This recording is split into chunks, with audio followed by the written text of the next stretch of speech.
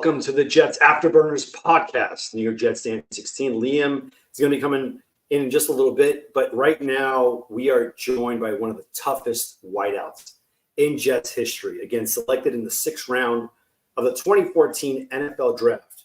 As many believe, could be the top 5 deepest wide receiver classes in the NFL, with the likes of Mike Evans, Odell Beckham Jr., Devontae Adams, Brandon Cooks. You got to throw him in there. We humbly welcome number 81, Quincy Williams. Quincy Enunwa. Quincy Enunwa. Oh, my God. I've been working double shifts at my job, so I do apologize, my man. And I have it here, Quincy Enunwa. I apologize. I'm going to get a lot of flack for that one. Quincy Williams is the new Quincy right now. So every time I'm around and they say Quincy, I automatically look and then I just realize they're talking about Quincy Williams now. So I don't take it anyway. Let me tell you something. I remember watching you play, and you reminded me of a combination. And it's a little abstract, but this is who you reminded me of. It was the power of Earl Campbell and the elusiveness of Andre Reed. What made you play that style, that aggressiveness, but no one could catch you? It was like, there was a touch that you had against the Browns, and I was like, all right, dead to rights. Shook free, touchdown, man. And you had that passion about you, and you exemplified Jets Nation, the Jets fans. So we thank you for that. But what was that drive all about? It's a good question. I think for me, a lot of it came from, first off, I started playing running back, and I was always smaller. So a lot of it was like trying to be elusive, learning the best ways to do it. Then as I got it and became a bigger player, I figured out a way to that's funny. I figured out a way to use my size to my advantage, right? So just figuring that most guys don't want to hit a guy that's fast and strong at the same time. Once you get that in your head, it makes the game a little bit easier. You just have to be smart about how you use it. I try to do my best with that. And, there's a lot of guys that I watched, I enjoyed watching, that I took a lot of tips and points from too. Now, let me tell you, that 2015 season had so many ups more than downs, with Fitz and just playing with the likes of Brandon Marshall and Eric Decker. How did they help you become an even better wide receiver? Yeah, it was huge. I mean, a lot of it I was learning just from watching them every day, and 2015 was big because we also had Revis that year. So you're talking about Brandon Marshall versus Terrell Revis all at one time. Those are huge battles, right? Then Crow was there as well. So you had Crow versus Decker. So just great film study for me, constantly trying to see, and those guys were bigger receivers. So really trying to see what worked for them and trying to implement it into my game where I could, so I have so much gratitude and appreciation for, being able to work behind those guys. Now, I remember in that season, we played against the Patriots here at home, and you had 2 stellar catches. One in the end zone called the butt touchdown, where like you caught it. How do you have that concentration up in the air, so much pressure on you, to just live up to that moment? Yeah. A lot of those things, it becomes second nature for you, like it's not even something that you're too conscious of, because if you think about it too much, then it becomes hard to stay in the moment. So we love you. We love you. So I really tried my best to just focus on the game, right? And so every game was like practice. So it never became this big moment that was bigger than myself, because those are the moments that become anxiety inducing, and then you get cold feet and all those other things. Now, I'm going to go back and forth with this, right? Because it just seems like that moment, right, at MetLife in overtime against the Pats, same game. It was an out pattern, I believe. It was an overtime. Fitz hit you, and you went the distance. Yes, you were stopped at the 2-yard line, but Jets Nation was going nuts, man. In that stadium, it was going crazy. And I feel like we're going to get to that point this season. Granted, everyone's healthy. Everything's going the right way. But just describe that play, the fandom all around yelling your name. Like it was Q all around, man. How was it? Yeah, I mean it was huge, man. I mean, the reason why I stick around, the reason why I enjoy Jets Nation, the reason why I am an analyst and get to, give my opinion to you guys is because of my appreciation for those moments, right? The support that I got, as a young guy, as a guy that really wasn't doing a lot during that year. Like a lot of the stuff I was doing was behind the scenes, like Brandon Marshall, Eric Decker, Chris Ivory, Ryan Fitzpatrick. Those were the stars of the offense. Those were the guys that were really making the plays for us, And so the fact that I was still getting support, when I was making my couple plays during that year and then continuing throughout my career, being able to make plays and still getting support, those things really mean a lot to me. And, uh, it's really cool. It's really dope. And it's like you get lost for words because there's really no way to describe that appreciation. But see, the reason why I bring back the 2015 season is because that's the last ounce of joy us Hmm. Jet fans have had. Of rooting for our team, being that prideful and saying, just like when you guys played against the Dallas Cowboys, Hmm. that game and where Nick Mangold came around, Fitzpatrick in that post game, you felt that energy and that, all right, that camaraderie, something good is happening here. Yeah. It was unfortunate against Buffalo, stuff Right. happens. I Right. wish Kenbrell Tompkins was not in that position. I wish it was you because I would have known that you would have caught that ball and pounded your way all the way to the touchdown into the playoffs. Yeah, But I those feel are a like few mistakes again. uh, that one hurt Yeah, it's a tough. lot.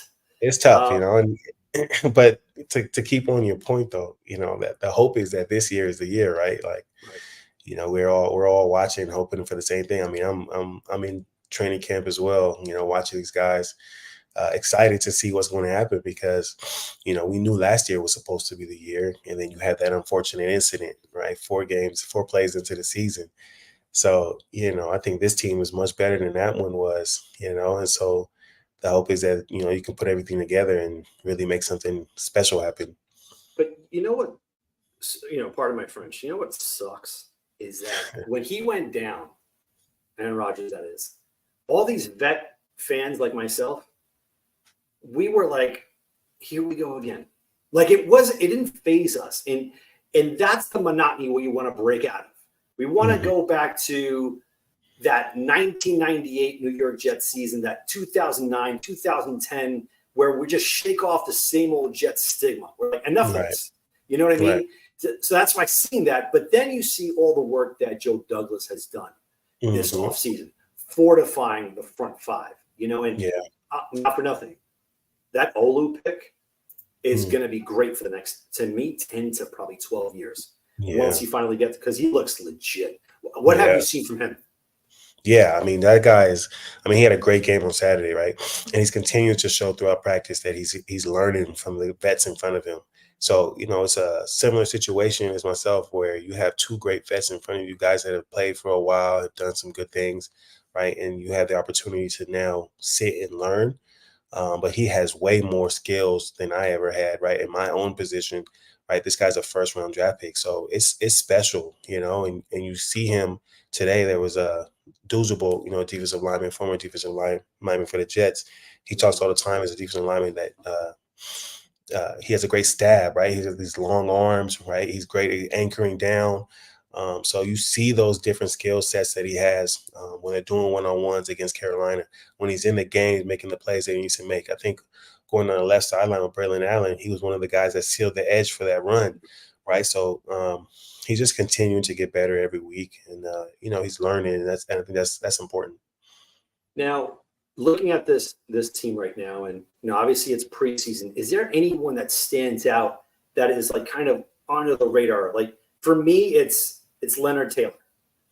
You Mm, see someone like that where I believe he's undrafted and whatnot. There's just so much about him, and that's a good thing about Joe Douglas, right? He knows how to find these diamonds in the rough. Is there right. someone that stands out for you?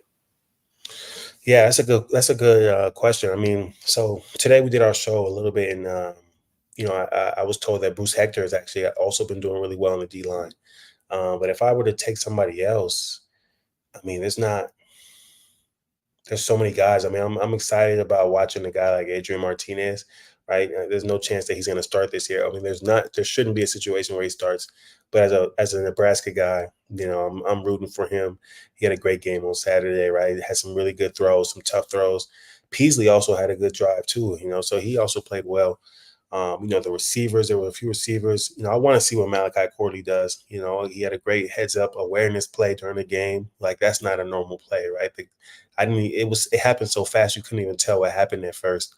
But it was a great play over the middle of the field to grab that ball right before it hit the ground, get some extra yards for the team.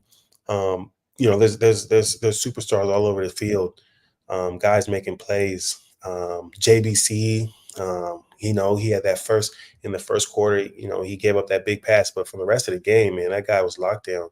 Just continue to make plays, high effort. So yeah, I mean, just to name a few, those are some guys that I was watching. Well, that's well, right. And you were referring to Jarek Bernard Converse, right? And Yes. he is, wow, that's like a law firm name right there, and Yeah, and right.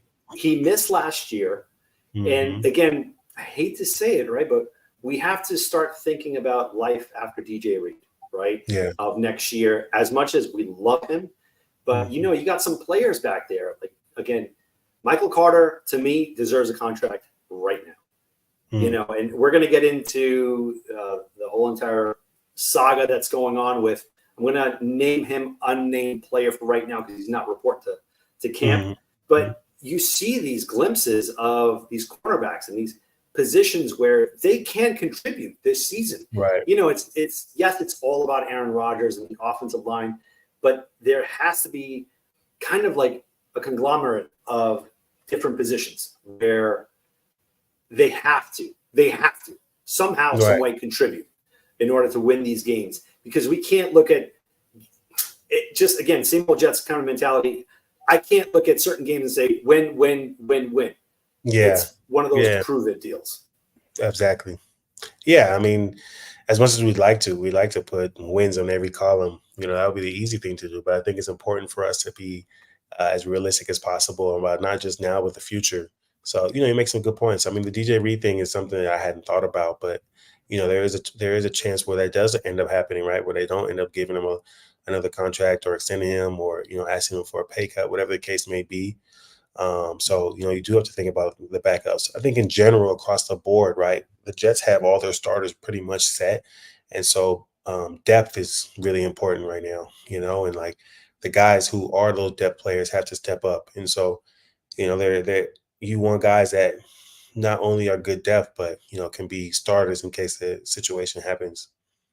Now, speaking about depth and also like kind of co-workers on the backfield, you have Brees Hall, right? He came back from a serious knee injury last year.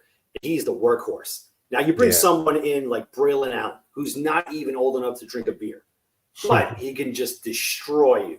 Now, like right up. To me, last week, it showed so much potential. That 1-2 punch, to me, can like shove off so much pressure off of Aaron Rodgers. Now, I always say, with Tom Brady, with the Buccaneers, it was the style of the Pats. Then you had Peyton Manning with the Broncos. It was more run heavy. How do you see Aaron Rodgers fitting in here with the likes of the two running backs that I just mentioned and the firepower that we also have that we haven't even mentioned yet in Garrett Wilson? Right. I mean, if I'm being honest, I really think that it should be run heavy first. Really pound the rock, run the clock, make the other team have to throw the ball against this stout defense. Give Sauce a few opportunities to get a pick finally, right? That's how I envision it. You want a guy like Aaron Rodgers to be able to save you if needed, but not have to be the guy every game unless you need him to be the guy. You have such great running backs, right? Now you have a pretty formidable offensive line, right? So I would like them to be run first, pass second. It's great to have Aaron Rodgers, but let's keep him upright as much as possible, and let him hand the ball off to these ballers he has behind him. Absolutely. Now here we have a question. We're going to go back to the Jets, but got to break it up a little bit. So, Quincy, how did you feel about the fashion show when the Jets debuted those awful jerseys they got rid of recently? Those jerseys, I can't. I love the ones that we have now. I like those 2000 ones. What Yeah. like you got to tell me the truth, man. God's honest truth. When you open that box and you saw those jerseys, and then you saw the helmet where it says Jets, and you have the coffee bean right in the middle of the E and the T. What went through your mind, man?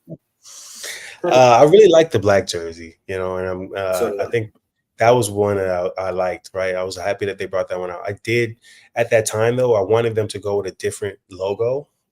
So I really like where they're at right now. Like this was like my favorite, you know, and I'm glad they went this direction, you know, and it didn't take them long to switch out. So it feels like maybe, you know, they were also feeling that way.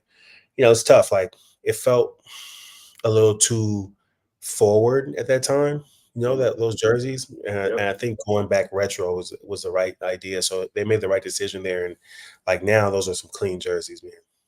Aren't they, man? I mean, Yeah. they showcased them last year, and both times they looked amazing, right? The first one Right. against Buffalo, they won that game. Then the second time, it was against Kansas City, and it made even Zach Wilson look good. You know what I mean? Like, wow. Now, quarterbacks, backup quarterback, I think we hit it out of the park. You know, Yeah. Rod Taylor, and I love the guy. That's exactly who I would trust. God forbid Rodgers goes down for maybe 2 games or whatnot. I think he would just be amazing throughout. He could just, you know, take the bull by the horns and win you those 2 games, or maybe split those 2 and still keep you in the race at the AFC East crown. And I think that's kind of where the goal is, right? It has to get to certain tiers. And to me, as a Jet fan, I mean, it's right for the picking. The Patriots, they're decimated. There is no excuse to sweep them finally. It's been probably 55 plus years that we have not freaking swept them. The Bills, we kind of got their number, right? Like, not for nothing. As good as they are, with the ineptitude of quarterback play that we had, we still got around to win. You're right. The Dolphins, that to me is that kind of battlefield. And it's always been like that with the Jets. So do you see the Jets winning this AFC East at the end of the season? Yeah, I mean, it's gonna be. I'm not gonna lie, it's not gonna be as easy as we think. I think the AFC East is pretty strong. You know, outside of the Patriots, you know, with them getting rid of Judon too, it looks like they're kind of going in a different direction. Yep. But the Dolphins, man, the Dolphins are pretty. You know, it's a pretty good squad right there. You know, it's gonna be a battle. You know, as much as people aren't huge fans of Tua, I think that he's in the right offense for his skill set. You know, like he can make the plays he needs to make with those playmakers they have. You know, they just got Odell. Like I don't know how much he'll help, but he's going to do something, especially when you have Waddle and Tyreek right there. So you know, and they also have a pretty good defense. Then Buffalo, you know, they still have Josh Allen. You know, and so this is really a prove it year to some degree for Josh. You know, he doesn't have Diggs, he doesn't have Gabe Davis, right? So those are 2 guys that were big playmakers for him. So it'll really be like, okay, what can you do without those guys? I know they just drafted Coleman. So, you know, I really want to see what they do, but Josh Allen is still a threat. You know, he's still one of the top quarterbacks in the league. So, you know, that's another team that's going to be a battle. Like it's not going to be easy, but it's going to be exciting, right? Because the Jets are also really good. So I'm looking forward to, you know, seeing those battles. You know, I would like for them to sweep. I'd like for them to go, you know, 6-7-0, whatever the case Hell may be, yeah. whatever it is, you know. We would love that as well. I mean, we have, again, some more questions from Jet fans here. We have Johnny Boy, who is an amazing listener, like great contributor. Again, he says, with the wide receiver position constantly changing, what have you seen that has changed and why? You know, I feel like it's the biggest change I'm seeing is you're seeing more slender guys at receiver. You know, like I feel like there was at a time there was guys like Brandon Marshalls. You know, guys with like a little bit more bulk and height. You know, whereas now guys are a little bit more slim, like a Garrett Wilson, like a Justin Jefferson. You know, like some of the top guys look like that. They don't look like DK Metcalf, right? They don't look like AJ Brown. You know, like those Like guys you are were a between. solid, Yeah, man. yeah, you know what I mean? So the game is changing in that way, but these guys are technicians, you know, and they're not they don't need to be that size. You know, you don't really have to be a guy that if you're going over the middle, you got to worry about taking a huge hit. That's not the case in the league anymore, right? Like you're getting a flag immediately, right? You don't have to worry about if you catch a cover 2 hole shot. that the safety's going to come down and knock your head off, because those aren't in the rules anymore. So you can kind of be a little bit smaller, in this game. And so it makes sense that these guys are kind of taking over more, like Right. before it was like Ocho Cinco, and then some of the other guys during that time were still pretty big, or at least they played big. I felt like you're spot on, because I would think way back, Joey Galloway, he would excel in this kind of like era as wide receiver. Right. And now we have Vinny, also a huge Jets fan. This is a serious one. I want to see your thoughts on this one. It says, Quincy, what do you see? What do the Jets have to accomplish this year to warrant an extension for Saleh and Joe Douglas? To me, it's one and done in the playoffs is not acceptable. Oh, tough critic. I mean, I think making it to the playoffs would be huge. We haven't been to the playoffs in a very long time. So I think as a fan, it makes sense to be upset if they just make it to the playoffs and lose. But I think throughout the Jets' history, we can see how difficult that is. Now, you could say, well, this roster should make it regardless. But we said the same thing last year, and then, a freak accident happened. So I think if you can keep everybody healthy and make it to the playoffs, I mean, that's a huge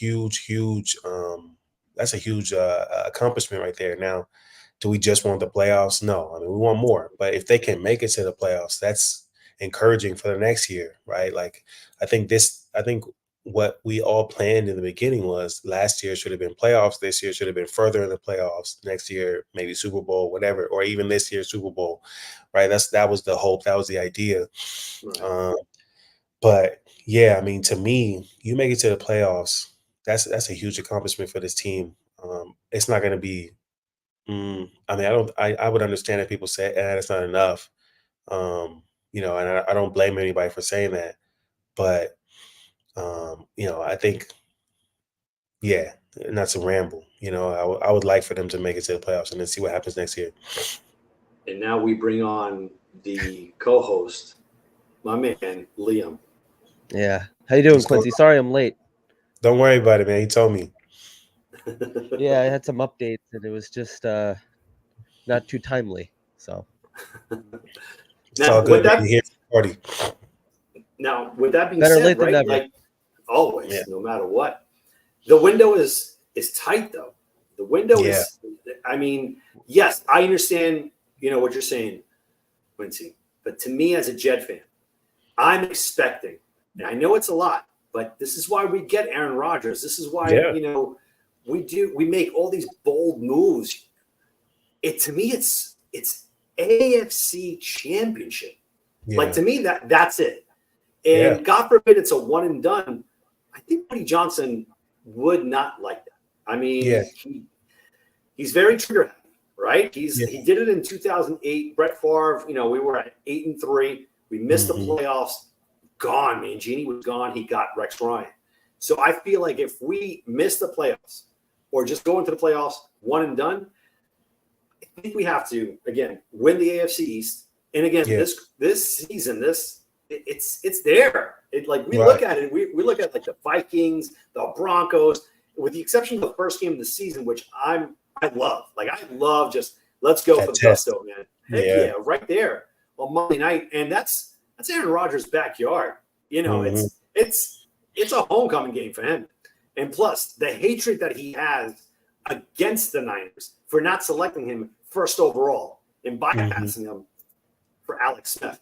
So I see something special going on right there. So I rambled enough. Liam, the floor is yours, my man. Well, I was watching some of the show as I was getting my updates going. I just didn't want to repeat anything that anybody else was saying. So I just need a quick little recap. We left the elephant in the room alone. So we're going to go into that right now. Again, from the likes of Sam Darnold's mono, from Geno Smith's jaw getting broken, we trade for a guy that's already a holdout, and now he wants to get traded. Again, these are the things that, as a Jet fan, you're like, what's going on here? Like, enough is enough. Is this deal going to happen or not, Q? Oh, I mean, I wanted to, right? Like, I mean, he would change the game. I mean, I think it's silly to think that a guy like this isn't going to help the team, right? You know, it's easy to be too much of a homer and say, we don't need him, right? But I think a guy like that is special. He's a special talent. He will definitely help the team. And I think they're working to get it done. It's just there's some things that's going on in the background that even I don't really know. I haven't spent too much time even trying to learn about it right now. Like I've been trying to really just try to understand the guys that are on the team and learn about that stuff. But I know that it's a hard situation, with a player that, wants to get paid, sees guys getting paid around him. He wants to make that money, And so, as a former player, I understand that part. But then as an observer, as a fan, you want them to get the deal done so you can see this guy, in training camp and then be ready for the season. I was gonna say, as a player yourself, and I know normally players back players, what is your thoughts as a player about this Mm-hmm. holdout? Like, the players typically get like upset about it. I heard CJ Mosley say that they're not even thinking about it because he's not in the building. Yeah. Just like putting yourself obviously in the player situation. What are your thoughts about that? Yeah. I mean, I think there's even a division right there, right? Because as a player, you're gonna say, "Man, go get your money." As a teammate, you're like, "Man, come back to the team." We want Right. we want you to be ready for the season. We want you to understand our system.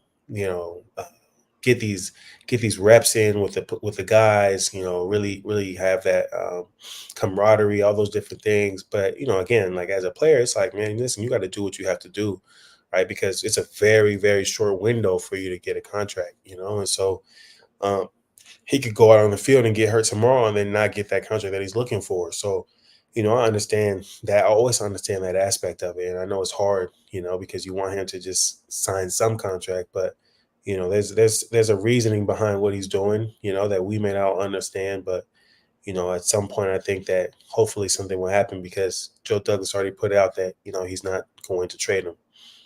Right. So what does that leave his options? Like if you're Joe Douglas, do you just let him kind of go broke essentially? I mean, like they're not going to trade him. He's just going to keep getting fined. The reports out there are saying that they're not going to negotiate if he's not in camp. Now he refuses to go to camp. So if there is a situation where he shows up to camp, they might be willing to do. And personally, like just my opinion, I don't want to give him 28 million, 30 million a year, whatever he's asking for. Mm-hmm. I'm cool, fully guarantee the 14 and a half and then incentivize the hell out of the season. If you get 5 sacks, it's another million, or 10 sacks, 12 sacks, whatever the numbers are. Yeah. Because in my opinion, you've missed so much of training camp, and as well as anybody, there's a difference between being in shape and being in football shape. If you're not in Yeah. camp for months, you haven't been at OTAs, Yeah. mandatory minicamp, any of that, the odds are you're probably not in football shape. I mean, you could train as hard as you want, but if you're not getting hit by, linemen here and there, just everyday football drills, you're probably not in football shape. What would that contract look like for you? Like, would you want to incentivize it? Like, I feel like that's probably the best way to go. Yeah, I mean, I think Chris Jones kind of had a similar situation last year, right?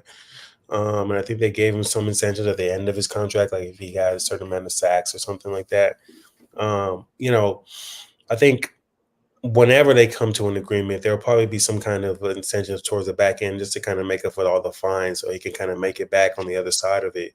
But it's really hard to say. It's hard to get into the mind of Joe because we're so far removed from where he's at and what he's Right. thinking.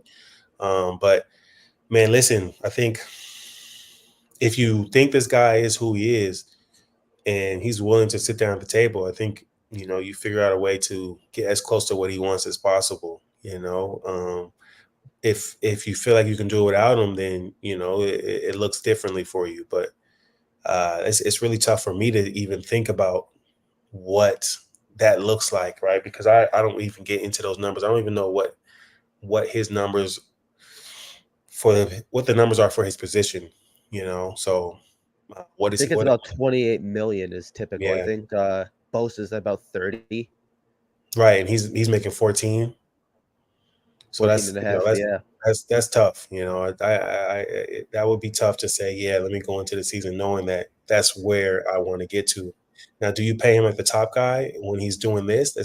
That's the other side of it. Like, yeah, there's a little bit of frustration on your part, right? Like, I don't know if I want to give you that now. So it's so crazy when you think about the contracts and all those different things and how divisive it becomes.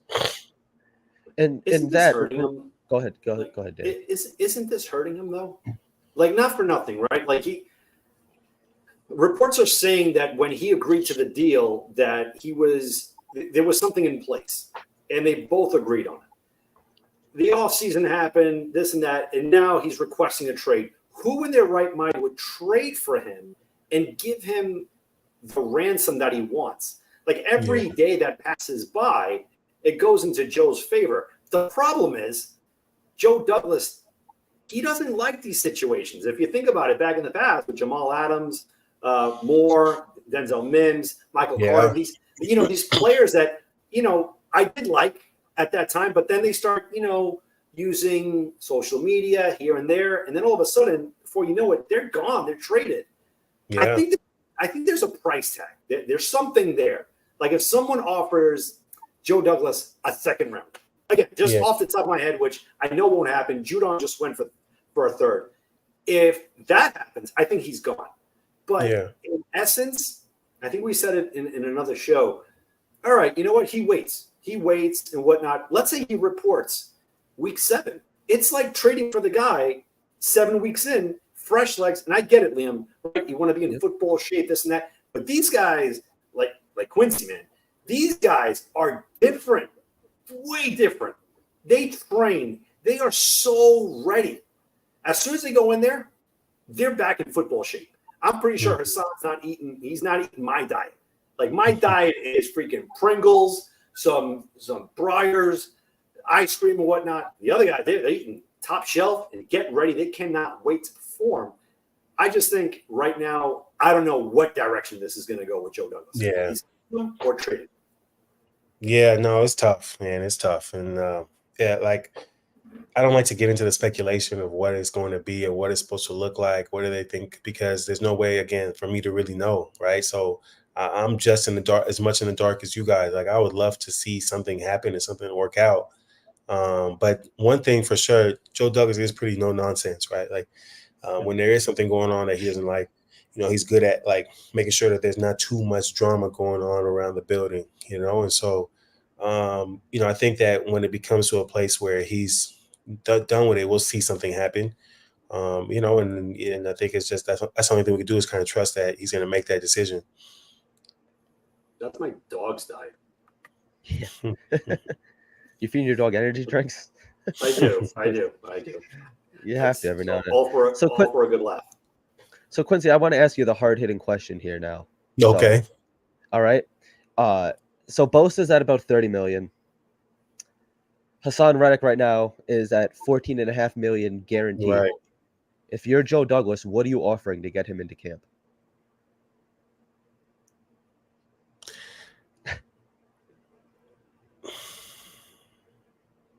What are you offering? Bro, I don't even know, bro. Like, that's I'm sorry, man. I'm sorry. You know what I mean? Like, I don't even know, bro, because it's. I get it. I don't know. I guess it's it's not even that. It's not even me. This isn't even me coming from a place of, like, I don't want to say something stupid. It's just like, I really don't know. Right. Like, that contract stuff, I tend not to get too involved in. Like, it's not stuff I really care about. Like, like the numbers and all that. Like, I knew what I was supposed to do when it was my turn, but as far as everybody else is, like, I couldn't tell you, like, okay, this guy should get paid this number, like, all that contract stuff. Yeah, you know what I mean? Like, I want to know what you do on the field. Like, I can talk about that, but all that other stuff is, like, not me, Right. So yeah, you just worry about yourself. Yeah. Do you think Will McDonald is ready? Is ready to say, all right, you know what? This is my opportunity. I got all the reps right in front of me. A lot of people are going against him. Some people are saying that, he should have put 20 pounds on or whatever the case is. Again, to me, this guy's a natural athlete, and he has it. He has it in him to, like, turn that corner and get the quarterback. What do you think of him? Do you think he might make that kind of Johnson leap that he did last year, or should I Well, so kind of hurt my expectations? the thing about Jermaine Johnson, and I think that we have to be conscious of, is that Jermaine was already a pretty big dude, right? Like he was not. It's not like he came in slender. Like he was a pretty big guy already, right? So the leap he made a lot of sense because he was making plays in practice, right? So I think it was expected from him, and I think it's still expected from Will McDonald. I just think they're different guys in that sense, you know. And so Will McDonald, we don't only know until he hits the field, but we are seeing flashes of him, right? Like this last game, he had a beautiful spin move, right, and was right there for the sack. And I think he only really got the penalty because he drove him into the ground. But great pass rush, right? I think what they're looking for from him is, okay, how can you do him? How well can you be in the run game, right? And so he's continuing to work on that, and I think they believe in him to do that. So it's really just about him showing it, improving it. I think he has those skills. He has great length, right? He has great bend, right? And so he just has to go out there and play the game that they want him to play. Now, with that being said, I'm going to reel this back into the 2015 season. 2015, Brandon Marshall had like an epic season for us. Broke all the records in that one season for the New York Jets. Do you think that Garrett Wilson can eclipse that this year with Aaron Rodgers at the helm? That's a lot. Yeah, man. This guy is ridiculous. Garrett Wilson is ridiculous, bro. He's an acrobat on the field, right? He can run every route, and he doesn't have any tells when he runs routes. So it's really difficult for DBs to kind of cover him. And then you match that with a guy like Aaron Rodgers. So there's less thinking on his part. It's just reacting. It's just playing football. When you have a guy like Aaron Rodgers, when you go on the field, he's going to put that ball right where it needs to be. And prior to the play, he's going to help you have the most success. So the sky is the limit with those two combined, and we've seen it day in and day out in training camp.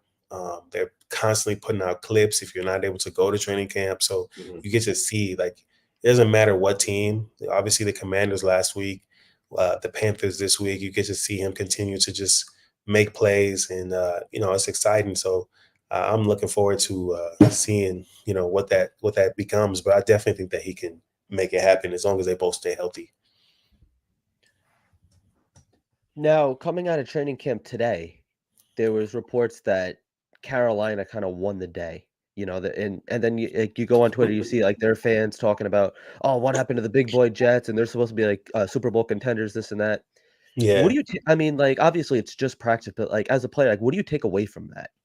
Yeah, I mean, it was an up and down day today. Like there was some good plays, but there was also some turnovers, right, on the offensive side. Defensively, you saw some Carolina was able to get some plays through, some big plays, some touchdowns, some runs. I mean, Carolina has seen these guys before, and this year Quentin wasn't there to really be a game record. So you're playing in the NFL. Like ultimately, not only is their quarterback no longer a rookie, but again, he's a pro. So they're going to find ways to make plays. They're going to find ways to do what they need to do. Saturday will be a test for the twos to kind of see how they perform on a game-like situation. But every practice isn't going to be a win, And I think we have a pleasure. We have a privilege that a lot of sports don't have. We get to go and watch practice, right? And practice is really like we're not going to a doctor's dissertation. You know what I mean? Like we're not going to go see them do all these. We're not going into their first surgery, right? We don't get to see all that. We don't get to see the finished. We only get to see the finished product. So I think it's important to always take these practices, with a grain of salt, whatever the phrase is. But as exciting as they are, it's important to understand that this is the lab, right? So sometimes you're going to make mistakes, but you have to make those mistakes in order for you to get better. So I think sometimes, and this is the media's job, is to create, all these different storylines and stuff. But you want to win the day, of course, but not winning the day doesn't mean that now you have a setback. It's just more things to learn and grow from. Yeah, I get that. Go ahead, Dan. So to me, it's yes, we won last week and whatnot. To me, preseason is just seeing what you got depth wise. Yeah, We just can't wait for the season to get here. of course. We've waited a full year for this. Game 1, Monday night against the Niners. What are you expecting? What do you think the result is going to be? And are we getting out of there healthy? Oh, you want me to pull my crystal ball? Huh? Any turf besides MetLife, you're getting out healthy. Yeah, exactly. Well, I think they actually have grass, so that's a whole Yes, they different do. Yep. conversation too. Man, listen, I think I want them to win, right? And I think that they have all the tools to win, right? When you watch practice, you can see the defense is playing well. You can see the offense is playing well. You can see the depth players are doing a pretty good job. So it's exciting to kind of watch this team, and I think they match up well. Now, San Francisco has some ballers, right? Like there's a reason why they've been to the Super Bowl multiple years. So it's going to be a real test. I think no matter what happens, it'll be important not to kind of get too high off of it, right? If you lose, shouldn't get too high, and if you win, you shouldn't get too high because it's still the beginning of the year, and they'll be coming off of the excuse for them will be the Super Bowl hangover, right? So I think given my best analysis, if you can stop the playmakers on San Francisco's offense, then you can win the game, right? But Purdy, he does a good job of going into rhythm, right? He's good at using his legs, but he's also good at reading the defenses. He's good at his timing is so good. And then you give the ball to Debo in space, you get a ball to McCaffrey in space, like those guys are ballers. So it's really tough to say like right now who's going to win, but it's going to be an exciting game. Right. Now with Aaron Rodgers coming off of his injury, first game in pretty much over a year at this point, or come week 1. Now you're a player, unfortunately, like you've dealt with some injuries as well. Yeah. How do you shake off those butterflies? Like the first game, you do something, you're like, all right, I can do this again without, like the knee's not affecting me, the Achilles isn't affecting me. Like, what do you do to get through those like butterflies? At the beginning of the game, are you thinking of that, or you just kind of that's not even in your mind? You're just going. Yeah, I mean, I think that it starts way before the game. Like if you're in the game already thinking about that, then it's too late. You know what I mean? Like that stuff happens in practice. Like, and we're watching him. Like today, he was doing a lot of rolling out. He was doing a lot of being mobile during practice. So those are encouraging signs, not only for himself but for all of us watching. So, I don't think that we should think about like, okay, what's he thinking about in the game? Like, how is he doing in practice leading up to the game? And he looks pretty good. He looks like mobile Aaron Rodgers, right? He's not a statue back there. He's making plays outside of the pocket, throwing the ball on the run. I think all those things are encouraging. Now, I guess you could say like maybe when he gets his first hit on that Achilles, but the hope is that he stays upright the whole game. So, you can't even really think about that. As a receiver, it's a little different, right? I know I'm going to get hit. So then, I'm hoping I can take some hits during practice. But as a quarterback, that's a situation where you're hoping, you don't really have to ever take a hit on that Achilles. And so, hopefully there's no situation where, you take a bad step and something happens. But like I said, throughout practice, he's been doing a great job of moving. Is that kind of how you got through it? Just like with your injuries, like you get hit in practice, like, all right, I could take this hit again. Exactly. Okay. And you just couldn't it's like just repeated situations that just kind of help you feel more confident by the time game time comes. And that's kind of how they do it, right? The same thing with Mike Williams. He's going through the process. They just took him off of what was it, PUP? Yep. IR, I forgot what it was. But anyways, so now he's going through the motions, right? He's doing individual. He's doing all these different things. He was running routes a little bit with Aaron Rodgers during practice today. So, by the time that the game comes, it's not like I'm just throwing out there. I've already kind of gone through the process and I'm ready. Gotcha. Now, I want to fast forward this, right? Went to week 1. Now we're going to go 3 games into the playoffs. And before I even get into that, I have to thank you so much for coming on here. I'm just going to keep you just for a little bit more. But now, we're in the playoffs. We're playing against Joe Burrow, Allen, and Mahomes. Burrow here at home, Allen in Buffalo, Mahomes in Kansas City. How do you see that playing out before we play Jordan Love and the Packers in the Super Bowl? Oh, is that your prediction? Hell yeah. I mean, you What do you tell me. think? I mean, you're the one that predicted it, so I can't. 4-0. I mean, I'm a delusional Jet fan. We I'm already with won. you, man, bro. Listen, I'm with you. Like, because I can't, I can't even. You want me to predict the games that you predicted we're playing? You know what I mean? Hell yeah. Heck yeah. Now, if we get to something like that, right? Like first game, wild card. Let's say if we don't win the AFC East, it is what it is. We go into Cincinnati. Yeah. How do you see that kind of playing out? Now you have Aaron Rodgers there. Hopefully, it's a healthy New York Jets team, but we got to face the reality of it. It might be few players short here and there. I'm hoping Mike Williams stays healthy the entire season. Things happen. Yeah. You go into Cincinnati. You've had a good history going into Cincinnati winning. How do you see this happening? Bro, I don't know. Like I said, like I don't even know what Cincinnati's gonna do. I don't even know if Cincinnati's gonna be there. So like anything I say is like made up. You know what I mean? Like we have no idea that Cincinnati will be there. It could be somebody else. You know what I mean? Right. I mean, so like my expectations are high, man. You I can tell. you. You would go into these jet spaces and whatnot. A lot of these podcasters, just like us, content creators, this is the expectation. We haven't had this expectation in I'd say probably over 20 years. Like legit. You know what I mean? Like in 2009, 2010 with Rex, those years, 2009, it was unexpected. 2010, we were like, all right, we got some momentum going. It's young. But a lot of us we weren't convinced. In 98 with the Jets, with Curtis Martin, Keyshawn, Corbett, Testaverde, Brian Cox, all these Aaron Glenn, all these amazing players spearheaded with Bill Parcells, there was something about the New York Jets that teams feared. Do you think teams fear the New York Jets with a healthy Aaron Rodgers? So I would say yes, just based off of like, okay, we say we watched Hard Knocks last year, right? And you could see the clips of some guys being like, "Oh man, you guys look good." So I wouldn't be surprised if people feel that same way this year because it's not that big of a drop off. I mean, there's really not a drop off, right? It's actually an improvement. So maybe not so much feared. Feared may be the wrong word, but people are definitely, concerned a little bit, right? Like, okay, we have to bring our A game. Like this isn't a team that we can just kind of slack off on. Like we have to make sure that if we play them, that we are firing all cylinders. Like we are making sure we're on our A game because they could really, hurt us.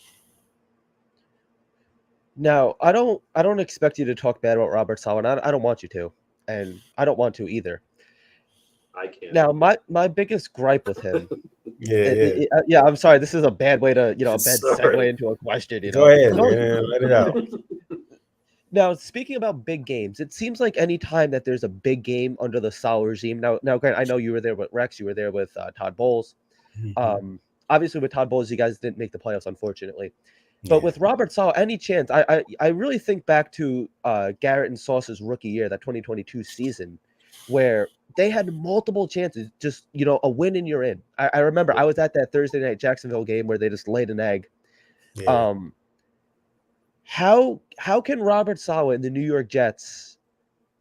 How can Robert Saleh really get this team ready to play a meaningful game? Because it seems like anytime that there's a meaningful game, they just don't show up.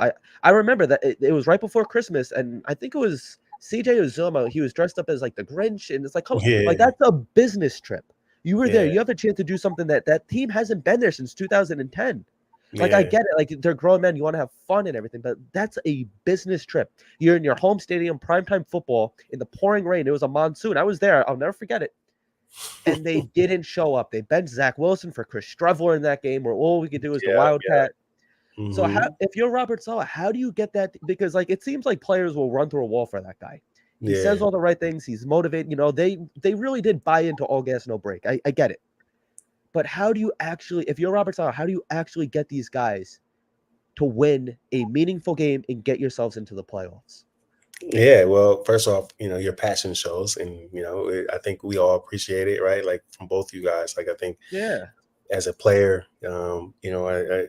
I appreciate the passion, and as an analyst, I'm right there with you.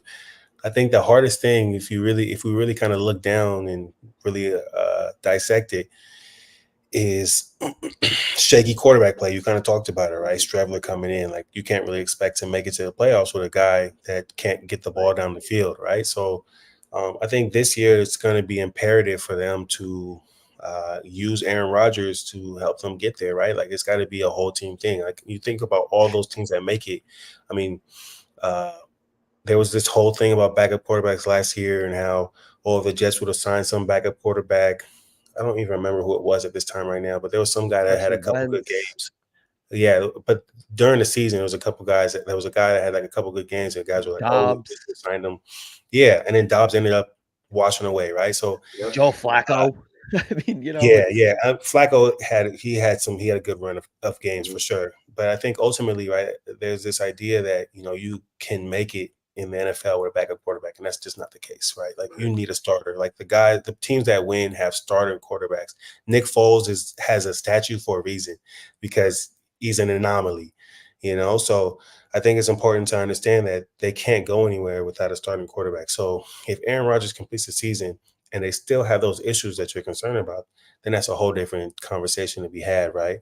But if Aaron Rodgers completes the season, I think the idea is that they can go further, So I think it's important for everybody to know that, if it's really about starting quarterback play. And if you don't have a guy that can go out there and take you there, then, this is a quarterback-driven league.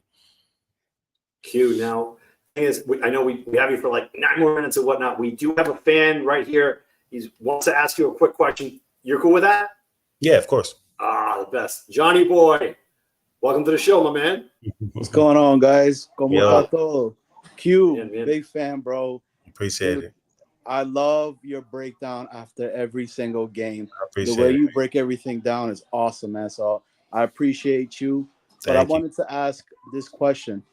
With everything going on right now within the AFC East, with all the injuries that are going with the other teams, it seems like it's put us in the driver's seat to have that as our division. Yeah. Is it our division to lose?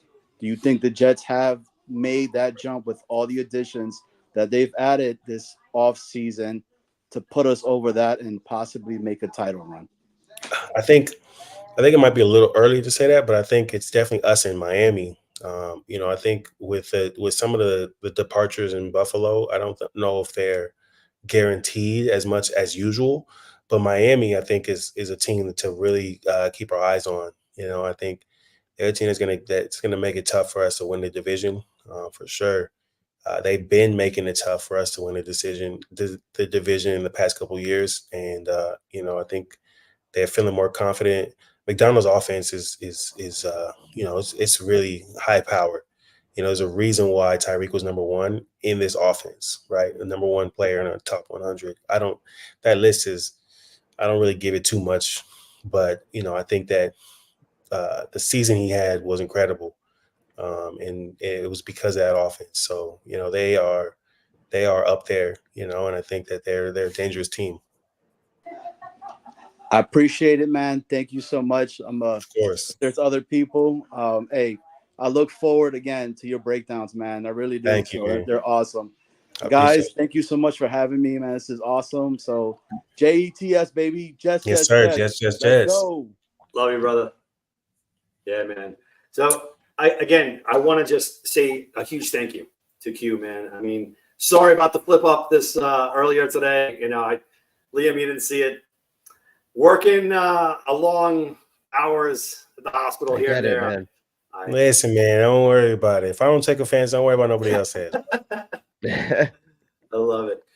I can't, like Johnny Boy had said, man, you just break down film excellently. We love just listening to you all the time. So keep up the great work. And we thank you so much for just hopping on and just talking Jets, man. It just means so much. I appreciate you guys, man. I think, I appreciate you reaching out and, and coming back to me, right? Because it had been a little minute since the first time we spoke. So, these are always fun, and I appreciate them. I appreciate hearing what you guys have to say because, I think it's cool that you guys get outlets to kind of express yourself. And,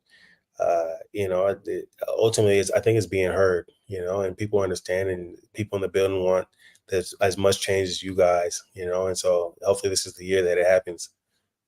It will. Yeah, definitely. Absolutely. Yeah, Q, thank you so much, man. I really appreciate it. Like, it's true. Your breakdowns are green and white gospel. They really are, because it's players. No, it really is. It's players like you that are still connected at One Jets Drive. That you're kind of the bridge, man. You really are, from the fans to the people in One Jets Drive. Like you're that bridge that kind of builds us all together. And I really think that it was the fans that brought back the old logo. Because for years on Twitter, they're banging, we want that logo, we want that logo. Definitely. We finally got it. Got it. And real quick before you head out of here, like these are coming back. Yeah. The uniforms that you played in, they're now being Makes called the me feel old. classic. It should, because it makes me feel old too. And I'm 25. That's the uniform I grew up with, man. Like, I'm like that now. That's the classic. I'm like, I grew up watching those, So it's crazy, man. But I have always said, I wish, and I'm sure I know you too, obviously. I wish those injuries never got you, man. I wish we would have had you on the field for many more years, man. I really do. Because you were right up there with Brandon Marshall and Decker. Like, you were able to hold your own, man. Like, I remember watching it early on, so. But I'm glad that you still have a position with the New York Jets. I'm glad that you're still affiliated, because it's guys like you, like I said, that you put the bridge there. You're connected with the fan base. You're connected at the facility itself. So it's players like you. Like we can't thank you enough. Like, we're just fans. We have the outlet, but getting as many players on as we can, just putting that community all together, man. Yeah, man, definitely, man. We're all in this together, right? Yes, sir. Doubt, man. Q, thank you so much for always being authentic and genuine, man. So definitely, you are always more than welcome to come on, man. All right. Yes, sir. No problem, man. All right. It's late out here. I would do a loud one, but I can't do a loud one. So I'll do a nice and quiet one though. So JETS Jets. Awesome, brother. We'll definitely speak soon. All right. Yes, sir. Y'all have a good one, man. Thanks again, man. Thanks, man. Oh man, it was awesome. It was cool, man. That was an awesome one, man. I'm so upset with myself. My freaking laptop. I buy a brand new laptop. Oh, we got an update right before. I'm like, no. You bought a Hassan Reddick laptop. I did, yeah. It doesn't work. It wants to get kind of brought back to like Best Buy again. Yeah, it agrees. We're gonna be here. Don't worry. This is great. Everything is gonna be just fine. No. No, man, not nothing. There's a lot of news going on, man. A lot of news. I like the fighting. Again, everybody's crapping on Michael Clemens. That is my orange jumpsuit man. I love what he brings. He starts wailing on people, this and that. As long as he doesn't get penalties in games, it is what it is. I like the fear that he brings onto the field. I love the middle fingers to like the Cleveland Brown fans, this and that. Entertainment, but man, everyone hates him. They don't like him. Why? Can you clear this up? Maybe the chat can clear this up for me. Do you guys still want Michael Clemens as the New York Jets, or do you see him as being a surprise cut? As of right now, I don't see him being a surprise cut, but I do want to hear from you guys. So definitely call in. We've shared the link a million times. I don't know what's going on. Get your butts into this chat. We want to hear from you guys. If Johnny Boy, if you want to call back in, Eric, Infrared Jets, we haven't heard from you in a while. If you would like, we're not putting anybody on the spot, but if you guys would like, it'd be appreciated. I don't think so, especially with like the whole Hassan Reddick absence. I don't see a situation where they're cutting him. I don't think he's going to be starting. I think those reps are going to Will McDonald because, I want to talk good about the Jets and everything, but as of right now, and I know it's early, I'm not a huge fan of the Will McDonald pick. I wasn't a signing. I wasn't a fan of the signing at the time. I'm still really not, in a sense. It's his time now. It's his time until Hassan Reddick shows up. I think it's Will McDonald, and I think he's earned it in a way because he is a first-round pick. So go out there and prove it. Johnny Boy is coming back into the chat. I just want to bring him back in. Johnny! What's up, guys? Hey, this was awesome show, bro. The insight that he brought was was amazing, dude. And him breaking down the way he breaks down film and stuff like that, especially so fast, like you were saying, Liam. I mean, it's the truth, man. Right after the game, you're like, holy crap, like this guy is awesome. So, but Clemens, I love Clemens, bro. I've been saying it for a while. We need that guy that, like, if you touch somebody or you do something wrong, he does not mind coming in and swinging on somebody. He doesn't care. And it gives us that attitude that back in the 80s we had, when you had players like that if you did something to us, right? Abdul was one of them. Yep. That if you did something, he would put you in your place. Uh-huh. And that whole thing that a lot of people are like, oh, he's getting us penalties. Oh, he's going on the sideline and, cursing out other stuff. I love that stuff, man. I mean, the sensitivity part on other individuals need to, like, get out of this football, man. Like, if you got, dude, the Bills freaking fans are horrible. Right. Can you imagine what they do and stuff like that? I mean, I got friends that have gone to games that have been spit on, that have been like, you would think, bro, you're back in South America watching freaking, bro, like you're watching like a legit soccer game where they're like they I know it's a family show, but they urinate inside of bottles and it would throw stuff like that. And my friend that went to a Bills game, that's the exact. So, oh, he had a physical. Dude, that was hard as fuck. I love it, man. Well, like the guy from I Buffalo, love it, right? What's Deion Dawkins?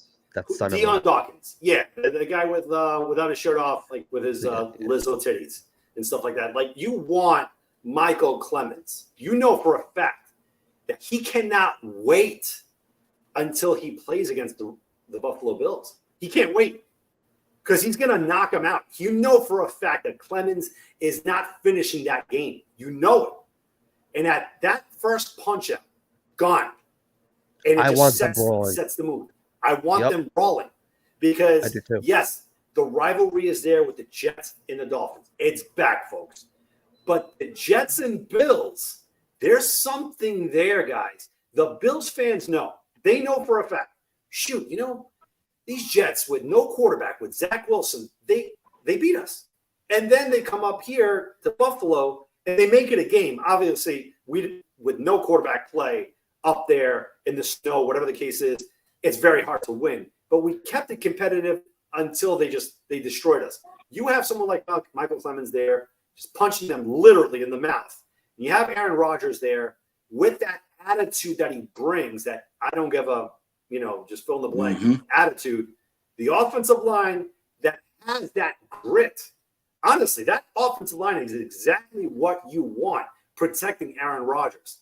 Give him some time, opens up some holes for Breece Hall and whatnot. And not only that, on top of that, we're not even talking about Garrett Wilson. We're not even talking about Mike Williams and so many other playmakers. Guys, we got playmakers. Let's not forget that. The New York Jets, in every position that you see them, this is one of those, you want to just bring it all together? The 1998 Jets meets the 2009, 2010 Jets. Put them all together, sprinkle a little bit of the 2015 Jets, and this is exactly what you get. Guys, Super Bowl bound.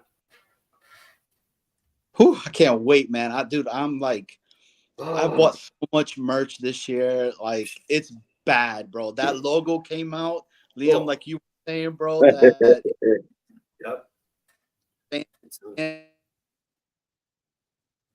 We're losing John. Like, don't even worry about it. I got you. Like, just take all my money. Here, take all my money. And I mean, you're right. We have to be excited. We have this team that's being built from the inside, right? That's going to possibly last for us for a while. Not just this year, not just next year. The core guys that we have, I mean, guys, we might be looking at a powerhouse of a team for a long time. Yeah, I call it the core four. You have Garrett Wilson, Sauce, Jermaine, and Breece. Yep. And as long as we have those four guys, and we could add complementary pieces around them, I think we're going to be all right. Obviously, quarterback in a couple of years is going to be an issue, Hmm. but we have Infrared Jets. My boy Eric. Eric, what is going on, my friend? Thanks for coming in. I miss you, brothers. I miss you guys, man. It's been a Miss while, you bro. too, man. Yeah. Yeah, How you Bruce doing? over here. Hey, listen, man. Quincy, in the building. I loved hearing his aspect on, touching base on everything like that. So, it's always great to have, a veteran that we've had in the past touch base with two gentlemen like you guys. You guys are brothers. You guys are my brothers. I'd like Johnny Boys too. We're family here. Word. I just wish I was able to jump on earlier, but I was with Gizmo. I wanted to ask him what he thinks about our wide receiver room and everything like that, because we are deep. We are deep in that room. So, but yeah, this is our year. I'm making a prediction. Braylon Allen, he's gonna get Rookie of the Year, and I'm not even being a homer. I hope so, bro. I really do, man. I really do. Yeah, hands down. Oh, and can I say something real quick, guys, if that's Yes, okay? sir. Yeah. That World Cup that he has over there breaks my heart every time I see it right now, bro, with Argentina. And then they winning the Copa America this year, too. But that's the thing. I have never had that joy. I have never had that, ever. The last time was like in '93 when they won the Copa America. And then they won the World Cup. And I'm just thinking, I'm like, yo, how great will it be when the Jets win a Super Bowl? Oh, dude. And it's I don't know happening. what I would do. I don't know what I would do. Like there's something called internal combustion. That's exactly what's going to happen. Like I'm going to blow up from the inside, and I'm just going to just faint.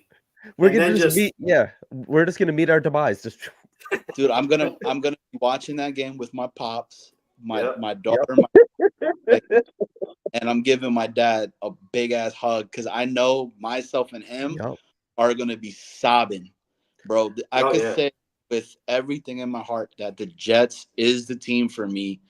Look, I'm not an emotional dude at all, right? It takes a lot, but it's something about this damn team, man, that just the energy that we put in this fan base is so loyal to it that it means more, So, and I want to touch on that real quick when you're done.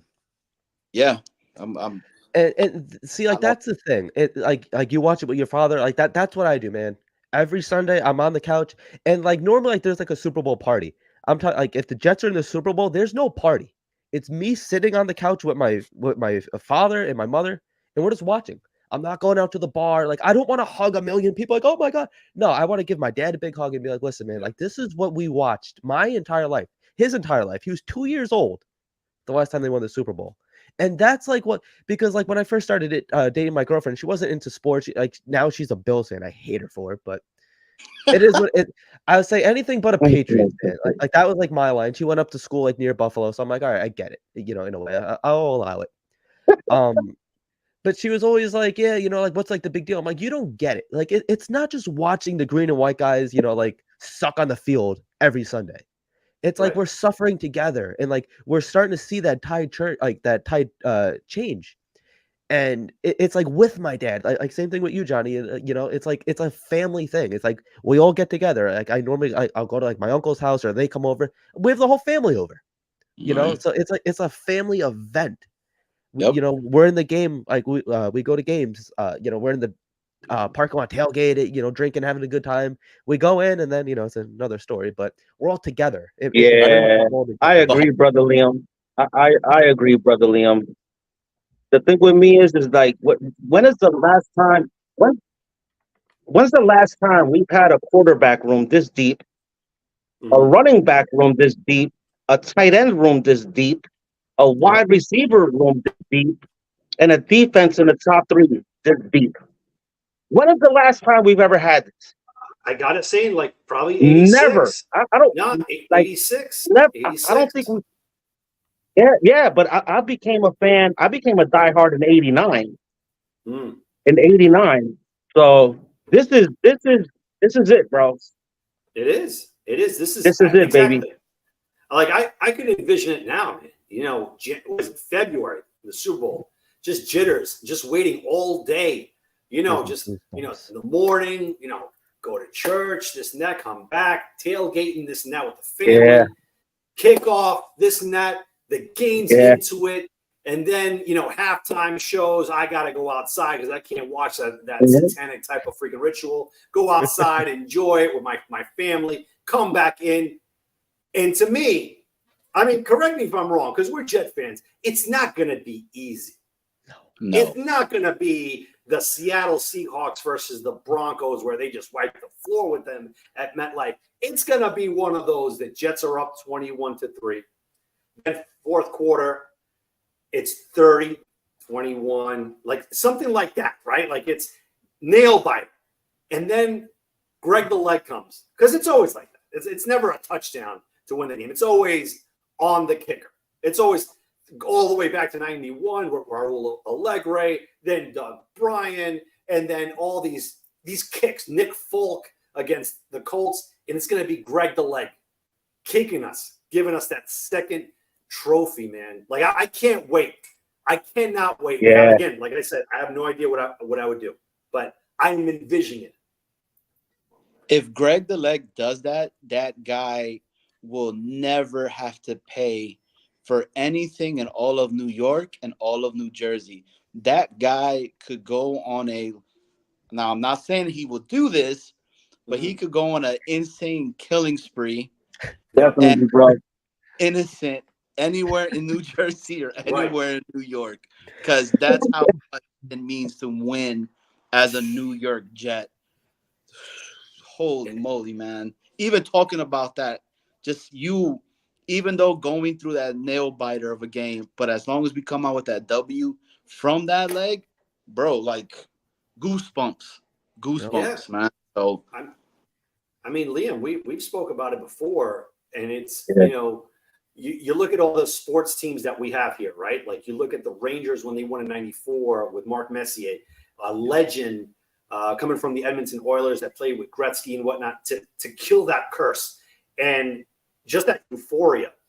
And then you look at the Knicks and you weigh it, right? Then who would have a bigger parade, the Knicks or the Jets? Now, I'm going to put certain things in perspective. The Knicks, they had the taste of the finals. The Jets did not have that. The Jets did go and play against the Spurs and the Rockets, right? They went there. They actually went. The Jets have not gone there. Like the only dance that we have gone to is the AFC Championship game. That's all we know, fellas. Like we do have, Afram that calls in and, these fans that have seen the football winning New York Jets with Namath. I don't even believe that it actually happened. It happened so long ago. I don't know. I think maybe it was made up. I have no idea. I want to see the New York Jets in the Super Bowl. Like the moment we win the AFC Championship game, how crazy is that? Like just think about that, winning that game, whether it's in Kansas City or at MetLife. Just put yourself in that position. How would you feel? We're not even in the Super Bowl yet, but winning that game to go there. I don't know, man. Like I don't even want to drink because I want to remember everything so clearly. Like that's the thing, I'm Irish, so they say you drink to remember or you drink to forget. Like I don't want to drink at all, So it's like I really don't. I want to drink water. I want to be like Dan right there. Dude, but it's go ahead, man. Dan, I tell you this, man. If we get to the chip, right? I don't know what I would do. Like I don't know if I need to call off of work for the next 2 weeks. Right. I'm just going to be nuts and not being able to be a coherent type of individual for the week leading up to that Super Bowl. Or I don't know, man, because my crazy ass would drive up to New Orleans just to be in the area, to be able to just soak all that stuff in and all that. And I'm telling you right now, my dad will be with me and everything because I'm dragging that old man with me to keep on coming over there, and taking my daughter. Yeah. But I don't, Dan, that's a tough, because we don't know it. We don't know what it is to go there. I mean, I believe in the Namath curse. I mean, he knows. He knows how I feel. I love Namath and everything, but Namath, you've had your run. All right, it's time, brother. We got to break the curse. You know, have to. I mean, Infrared, you put a solid point. Yes. When was the last time? When was the last time that the Jets were like this? The reason why I bring the 86 Jets into the equation is because you had Ken O'Brien. That was his height. That was, I mean, the first 10 games of the season, he went, I believe it was first 11, they went 10-1. And coupled with the sack exchange, Klecko, Gastineau, you name it, Lion, Salam, it was solid. And then injuries happen. And, you know, it's bad. You know, they crapped the bed in Cleveland. They had that game won. Things happened. This is it. This is the first time that I can actually say, holy smokes, man, it's so reminiscent of 98. Yeah. And yeah. Well, it's just that like everything is falling in place for us this year.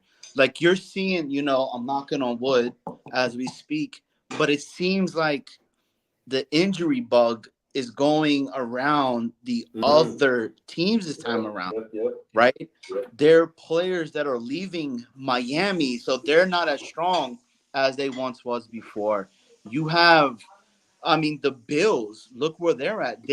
It's a huge unknown right now. And then you have, I mean, the Patriots that we don't even need to talk because they just got rid of their best player right now. So it's tough for me not to say that it's our division to lose because it is. It truly is. See, that's the thing, right? Like when we talk like that, it's like, oh, you know, it's the fandom. It's the fandom. And you know what?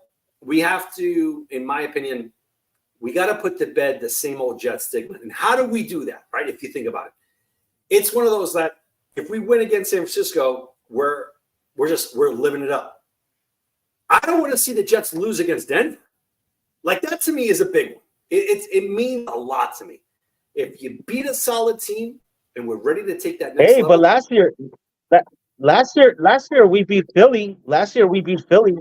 Yep. Yes, but then you lose against the Chargers. Then you lose against these mediocre quarterback play. With mediocre quarterback play, and then on top of that, but yeah.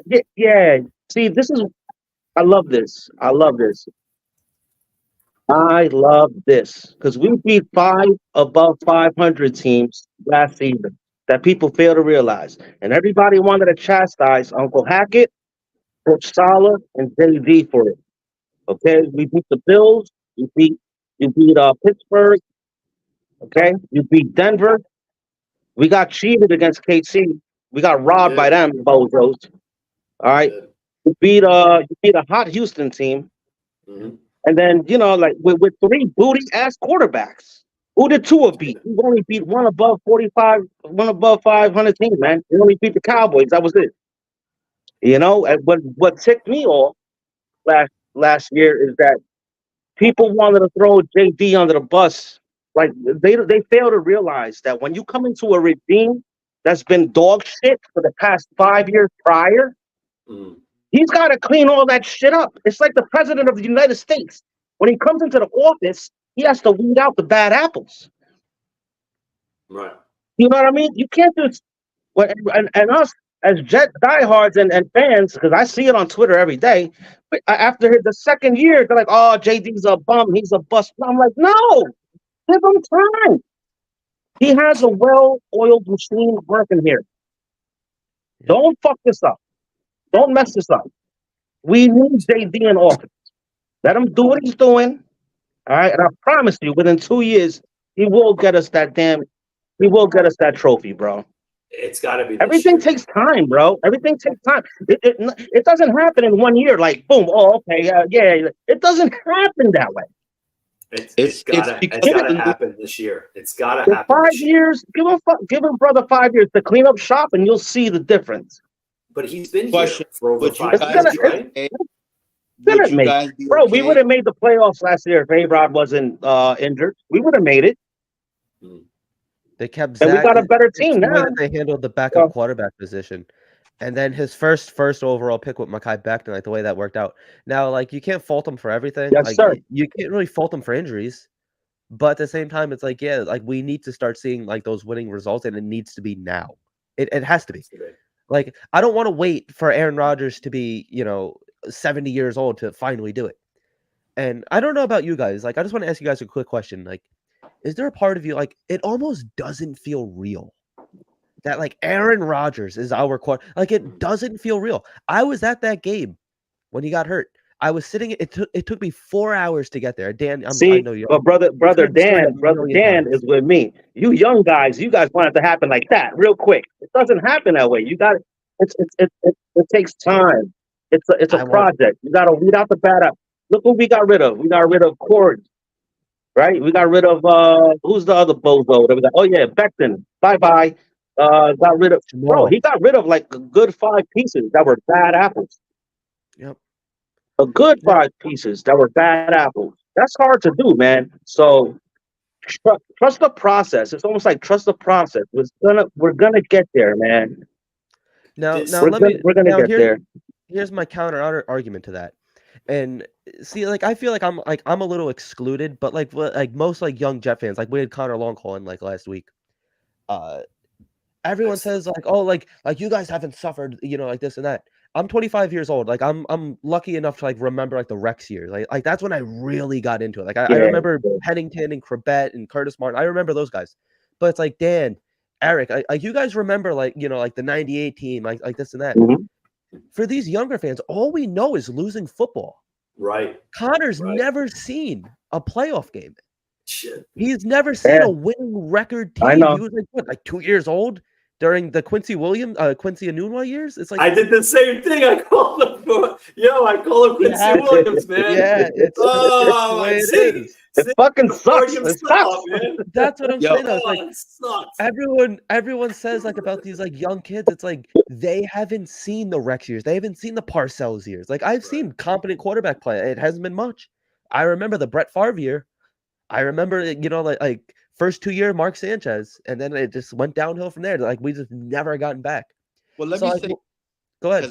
I'm 37. All right, so I'm not that young. So I've dealt with a whole bunch of caca for a long you guys have dealt with way more, 100%, and but also more highs. The issue with this, right, is this. We got high. We didn't see highs. I was just joking. It's the New York media. Yes. Everything is heightened when you play for this fan base. We want it as of yesterday. Right. If you're not giving it to me that quick, then I don't know what you're talking about, because time is money. Yep. And it seems like this organization was about that. Woody Johnson finally, because he used to get the rep that he's a crap of an owner. He doesn't care about this. He cares more about everything else and all that. And it wasn't that. He kept bringing in people that he thought was good. My God. Thank you for touching on that. Holy moly. Let me tell you guys, we're going to gel. He is not a terrible owner. He's not. He finally brought us. You know Jerry Jones, right? All you guys know Jerry Jones. Yeah. Jerry Jones has not addressed one thing in the whole offseason. Okay? Woody Johnson and JB addressed like 5 things throughout the whole offseason. Yep. As much crap that we want to give Woody, he is not a bad owner. Like he does. Now it took him a while. Now, like granted, there was moths in his wallet when he paid Aaron Rodgers, but he still had the wallet on him. He still opened it up, and there was still $1 billion in there, and he is spending it. And I really do believe that he's giving Joe Douglas the freedom that he didn't give Tannenbaum. He didn't give Idzik, So McCagnon, I mean, same thing. I mean, like, granted, those guys aren't good guys, and like, I don't want them to have like the rings to our team, but that's what it was. And I feel like maybe he just didn't trust those guys. I think he really does trust Joe Douglas. And Joe Douglas, he has put a good plan in place. I mean, a lot of it has blown up in his face, but a lot of it he couldn't control. You can't control injuries, man. You just can't. I went to a town hall meeting with McCagnon and Todd Bowles over here in Long Island. Brother Liam, I have one question, Brother Liam. Sure. Do you really think that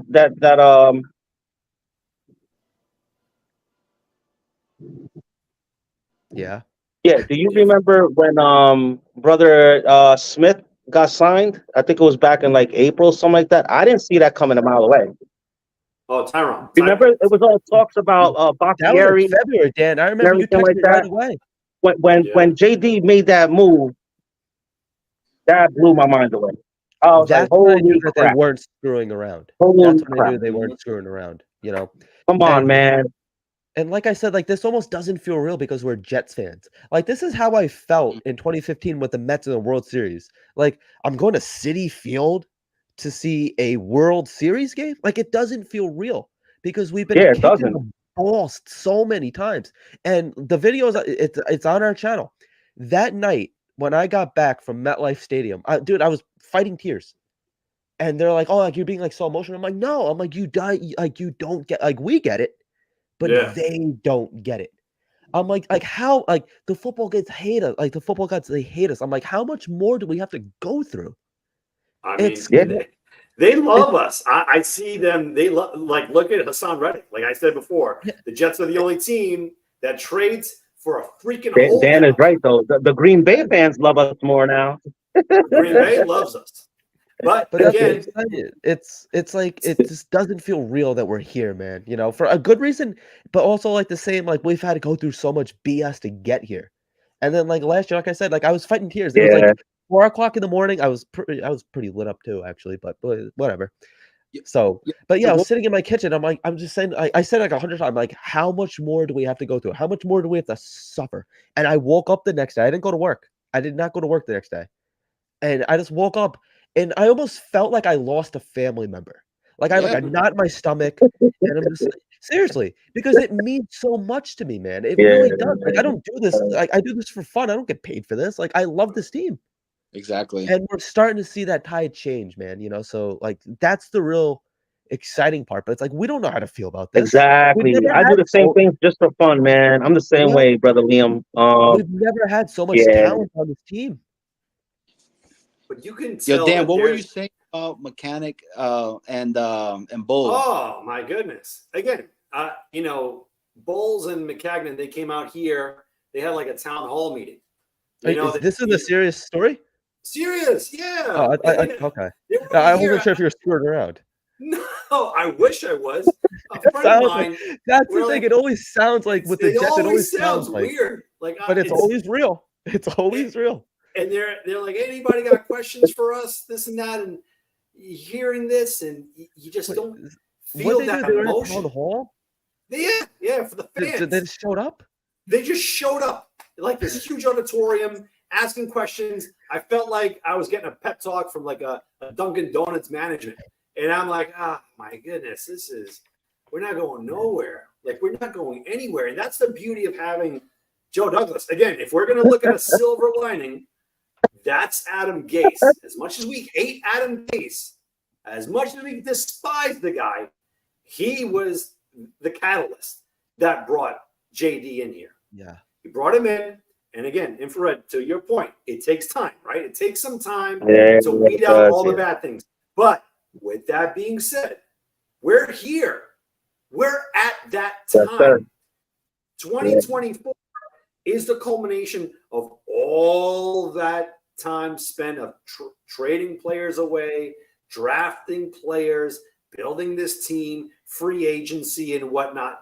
This is the year. That's why if we're a one and done deal here, changes are coming. Yeah. And I don't want to even say that Joe Douglas is safe because if it's one and done, heads may roll. My man. One and done. Manos, what's going on? Gentlemen, what's going on? How are you? Going on? Good. Hey, good, brother. Salute. I was literally just putting the kids to sleep. I missed the Enunwa interview. Unfortunately, I have to watch it back. No worries. I introduced him as Quincy Williams. Unbelievable. He's like, Enunwa. I'm like, yeah. Right. I'm out of here, yeah. Hey, there you go. That is what it is. But he was cool. How was it though? He was good. Great. Very good. very humble, genuine, authentic, good guy. You know, breaks down films. You know, he gave his heart out. You know, and that's why us Jet fans we can relate to him. You know, I've been dialoguing with him for quite a while. You know, just trying to get him on. Good guy, man. You know, trying to get a lot of these guests, and you talk to them, and they're real, man. They're good people. You know, and you know, I get it. As Jet fans, we get pissed off at fans, and I you know, like Becton, like we get mad at him for like taking selfies. But these guys, they put in the work, you know. And when you request an interview, you get back what you give. You give respect, they give it right back to you, and like you show them the platform. And you know, that's why sometimes I go on Asman and whatnot. You get that. You get that sense of, we're talking about the Jets. We're Jet fans, and you just bring in so much to the table. They bring it back, and then it's for you guys too, for the fans to call in. That's why I wanted to make it like something like a space, like how they have it at Twitter, right? Sometimes they bring in like a guest in, and not only do we get questions on the chat, just like Johnny Boy did. He came right on, ask him away. Like, that's what we want to do here. We want to have like this atmosphere of, if we have a guest on, high profile, this is your chance. We throw the link out there. Come on up. As long as you're respectful, cordial, more than happy to do so, man. We want to have that experience here, just like we're having. We want you guys to have it as well. Yeah, Absolutely. yeah. We had Bobby with Carton too. You know, Yeah, so man. same thing. I mean, He's a the good insight that he gave, and I asked him a genuine question, and I was like, bro, is this our division with everything going on with everybody else? And he said straight up, it's us and Miami. And it goes right back to what Dan was saying, that rivalry between, because I hate the Dolphins. Everybody else has been Patriots. No, it's Dolphins for me. What is that Dolphin mascot? I don't like the movie Ace Ventura because of the Dolphins. Dan Marino, I don't know. I almost didn't even want to watch Bad Boys when they came out with Bad Boys 2 because of that. You know, that's the true rivalry, bro. I remember the beef between and Ken O'Brien. Yes, sir. When Ken O'Brien was the better quarterback, but he was just put in a shitty situation. My bad for cursing. No, go ahead, man. In a crappy situation, right? And he was still out there slinging it like that. I mean, it sucks. And Liam, to your point, we have been dealing with all this turmoil that's been with us for so long that the community that we have as a fan base, there is nothing like us, because it builds good character. It builds loyalty. Builds like blood pressure, stress, gray hairs. Like Quincy onto here, to a guy that the floor and the ceiling for him was all the way up there, because he was big, he was fast, and unfortunately he got injured, which sucked, because multiple times. I think it was you, Liam, that said it, that he held his own against Brandon Marshall and Eric Decker, right? Where these guys that you mentioned are no scrubs. They're good receivers. But I was always like, he did say that. Yeah. I was like, this is a better version of Jericho Cotchery. It's what I always thought that he was, you know. So that's the thing. It's like, I think he could have really been special too. I really do. You know when he got injured, right? Do you guys remember where he got injured? Which time? I was I was at, it was the family night at MetLife. Went there with a good friend of mine, and Hackenberg threw a ball short where he had to kind of adjust. Something snapped. Fucking Hackenberg, bro. Come on, man. Okay. Hackenberg. Just the name itself. Anything with Hackenberg. Come on, Hackenberg. Hackenberg, Hackett. I wish I was on here. I've got hammered with Quincy Enunwa and Hoboken. Oh no! What? You did? Oh, man, tell us the story, man. You gotta tell us the story. Yeah. So this after he got paid. So maybe a couple of weeks after he paid, my buddy owns the bar Mad Hatter in Hoboken. So he was there, like doing like an appearance thing or something. I mean, I don't necessarily know if he was getting hammered. We did take a shot together. I mean, I certainly was, so I'm gonna assume. I think he was too. I don't really remember it per se, but he was a good dude. It was a great time. It was really friendly, really nice guy, obviously. Like you said, really disappointed that he got hurt because he was a beast. I mean, he was huge. He was such an animal and fast. I'm just gonna ask him about like the injury itself, because I would have been, I don't know if I would have been the right thing to do to ask him about it, but I was curious if anyone brought that up, like how he felt after the injury and like anything like around that. Did we bring that up at all? Or I asked him like what, like how it feels to come back from that injury, and like because Rodgers is kind of going through that right now, and his answer is pretty much like, you just gotta get hit a couple of times and realize, hey, I could take this again. Liam got the balls of the show, man. He asked those questions, and I'm like, wow. I did. He just put it like, See, I wanted to call in earlier, though, man. I wanted to call in earlier, but I had my son. I had to give. So, nah, man. Liam puts his balls right on the wheelbarrow, man. Bah! And he's like, I'm asking 20 questions. I had 20 questions for him, bro. Yo, but Quincy answered it, man. And yes. Yep. So this because is like, he's a real player. He's a real person. Like, I want to get these from these guys. Like, I want to know. At least he got paid. Yes, right. Are you guys? What's up, John? Pursuit of Aaron Rodgers. Can you repeat that? Because I'm not. Can you repeat that? Are you guys are you worried about Aaron Rodgers coming back from that type of injury and it being that mental hurdle that he needs to get over? Because I'm not. He's the most cockiest guy out there because he's just that fucking good. I'm just worried because he's in a Jets uniform. Outside of that, I'm not worried. Yep.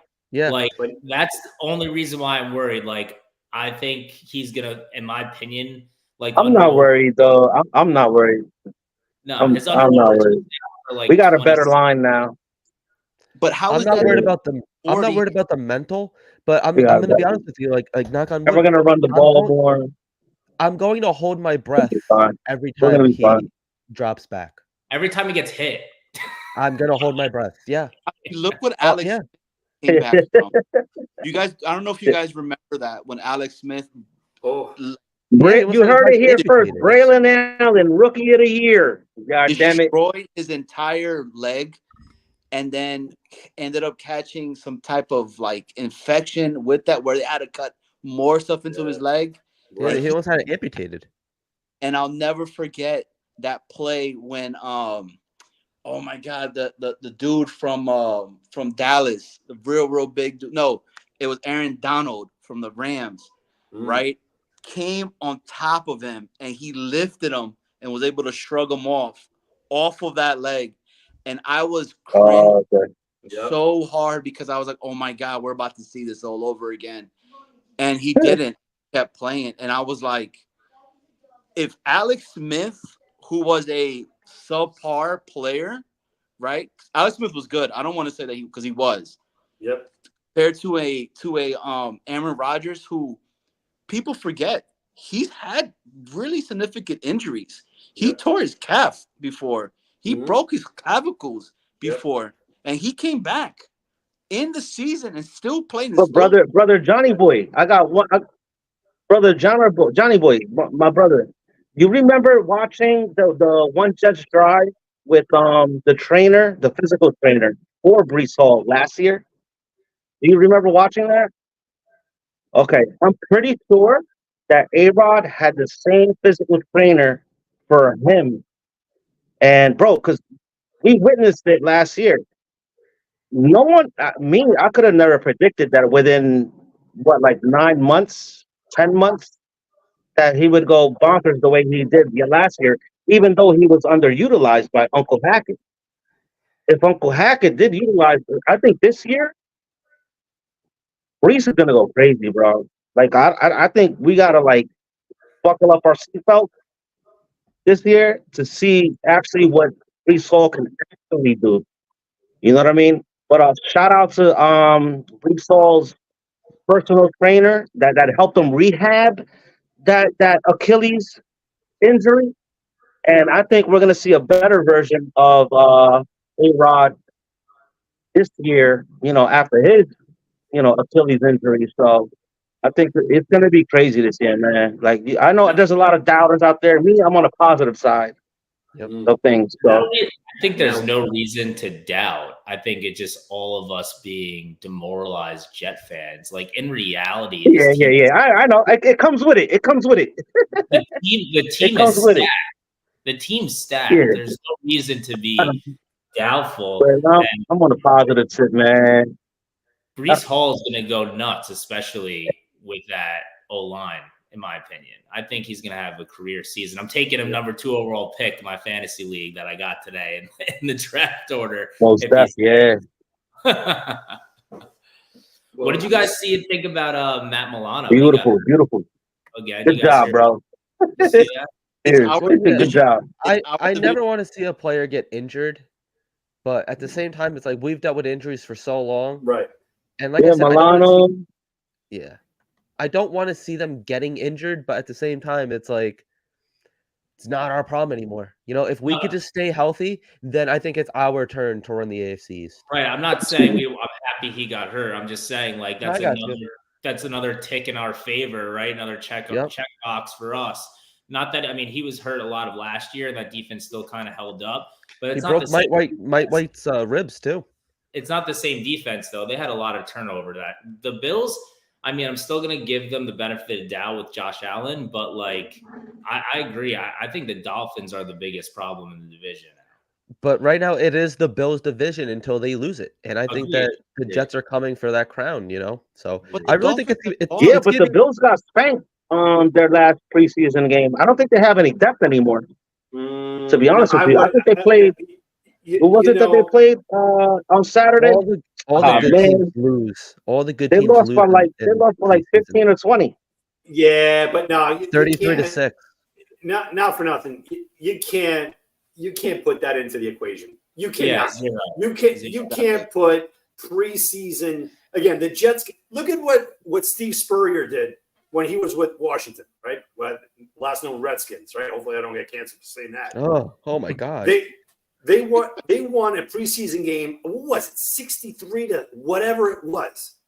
Again, preseason don't mean nothing. It's just for players to get on there. Case in point, if we're right, you remember this? Yeah. 1992. Browning Nagel, my man. Yeah. Trying to get onto the show for the longest. Yeah. I love the guy. We went 5-0, fellas. Guys, we went 5-0. We thought for a fact that guy was going to be the next coming of Joe Namath. And what happened? 4-12. That's collapsed. It collapsed. Collapsed even after week 1. That's what I'm saying. Like, the Bills can lose all their preseason games. The moment it's time for them to earn their paycheck, we can't exclude them. Liam brings up a good point. They're still kings of the East. They're still there.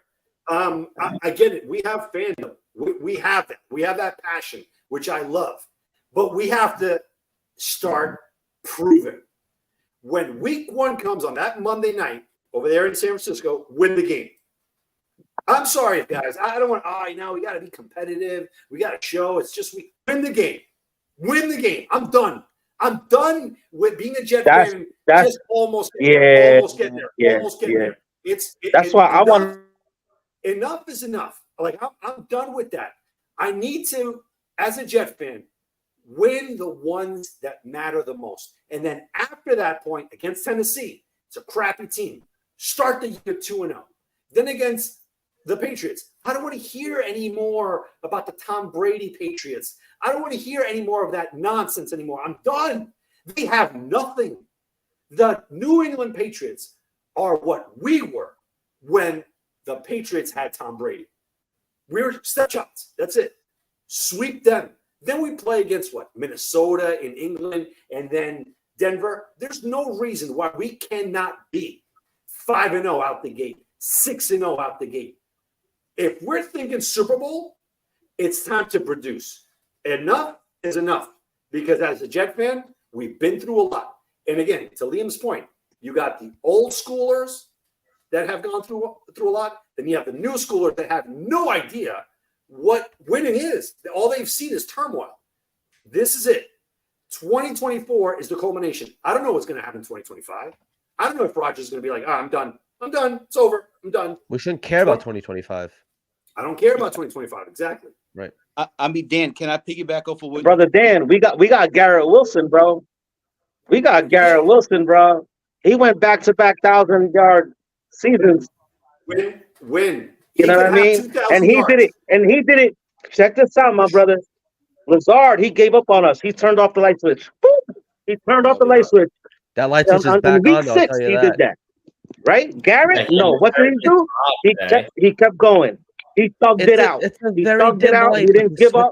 Even with booty ass quarterbacks, everything like that. He got more yards than Waddle. And Waddle just got a bag. Okay. John, you wanted to piggyback off of that? Yeah. Dan, you said it perfectly because it's the truth. Going into this season, when I saw the schedule, just looking at the schedule, I said 14-3, right? And then everything started happening now. You're seeing that the 49ers are losing premier players, positions that are premier positions to go against a team like the New York Jets that have Garrett Wilson, Mike Williams, your Malachi Corley, your Alan Lazard, 2 monster running backs that we have, a refurbished monster of an offensive line, and probably going to go down as the best quarterback of all time in Aaron Rodgers, and you're now at 100%. You're coming out as 80%. For me, I'm like, shit, this might mean that we might be 15-2 and see something that we have not seen in a long time to where this team could be that magical. Now, this is just going off. Thank you, bro. Yeah. Just going off the schedule because I'm not scared of any of those teams that we're going to go. It's going to happen. It's going to happen. So, no, you're right, Dan. You're right, bro. You're right. It's time. It's time. Now, Tommy, welcome to the show, my man. Tommy. Hey, guys. How are you? Nick, Tommy. Salute, baby. Boy. How are you guys? Gunny. Can you guys hear me okay? Can you guys hear me okay? Yeah, loud and clear, baby. Loud and clear. All right. Hey, guys, real quick. We're good. Like the thing on, like, I don't know what the last topic was. Like, what was the last topic? Because I'm on the Hassan Reddick, like, we're all just like suffering. We're going over our suffering. Bring it on. Reddick. I'd love to talk about that too at some point. The only thing is, one second. The only thing is, again, I know we're passionate. You know, we might throw F-bombs here and there. Just a family show. We have a lot of kids listening up. 100%. We are, because I understand it. I am all for it. This is on Reddick deal. I want to hear what Tommy has to say on this one. My man, the floor is yours. Okay, so now that we opened it up to that, I was gonna like jump back to just how great the Jets looked. I mean, against the Commanders. Now, like they kind of looked a little bit soft, like on their first day, but like we're still like in shape because it's our offensive line which controls our offense, and that's why our coaches feel so confident in keeping Rodgers out. But with the Hassan Reddick deal, it's like I'm like 55-45. It's more on the Jets. You got a player that knew he wanted a contract. I know it is repetitive, but like you wanted a guy, you signed a guy. It's never been done before that wanted a contract extension. He came out on media day for one day and talked about like, yeah, I'm good to play on my contract. I know he's underpaid, but the Jets organization should have had this set up where he was going to get a couple more million for this year. We have him on the contract for next year. Like, why would you cause all like he's an awesome player. Like, I think that he needs to be here with us to go on this Super Bowl run. It's like the Jets kind of dropped the ball on this. And Joe Douglas, he's a great general manager. I love Joe Douglas, but like, how are you going to sign a guy from your old generation? Like, you used to work in Philly. You know the general manager in Philly. You know who Hassan Reddick is. You know he wanted a contract extension. if he's just saying on his words, yeah, I'll play on this contract, and like we'll see what incentives and all this throughout the year. Yeah, but It doesn't I don't make any think JD sense. knew Like, that I've he never wanted seen this. $25 million. Exactly. I mean, that's why it's like it's kind of his fault as well, because we're not going to pay him that. But it's like it's such a messed up situation. Like, I never been like so much 50-50 in my life, like with a player and an organization. Like when Darrell Reeves played, I thought it was just straightly Darrell Reeves's like, come on, dude, like sign. But this seems like something where if Hassan Reddick sits out, like he's only going to lose $2.5 million. He wants I'm like with like I don't 28 know to if you guys been 35. listening to Gunny lately, but I'm on Gunny's side, course. like with the intake on this whole aspect with it. I don't, to be honest, like I understand. I know like people are gonna chastise me, put me on the cross, like I'm Jesus, and you know, making this comment and all. But to be honest, I don't think we even need him. No, I don't I think we love need You him. can't say this. that. No. We I don't love need You him. can't say that. Listen, Hold on. No, the yes, only yes. reason Huff. No. Hold on. Hear me out. Hear me out. I The want to go only next. reason Huff got 10 sacks last season was because Quinnen Williams was getting double teamed left and right. Left and right. Okay. Now, Yo, infrared. check this out. If Michael Clemens The or the if the the, Will the regime McDonald, right now with JD that he's bringing in on defense, we're gonna be a-okay, man. Leonard, what's his boy's name from Jared Bernard old Converse. boy's name from the Miami Hurricanes? Leonard Taylor, the Yeah, third. but He looks like he's he's gonna be a monster. the guy I like a lot is Clemens too. You know, keep Clemens Tech on a McKinley, leash, of yeah. course. Tack McKinley is big. Now, not for nothing. If we're going to go that route and say that we don't need Hassan Reddick, that's to me it's a little far fetched. We need that. We need that pass rusher. We need it because if we don't have someone like that, Huff was a big part of our defense last year. And yes, I get it with Quinnen. He did the double teams and whatnot, but you're missing how many sacks did he get? Had 8 sacks. That's big. 10? Even bigger.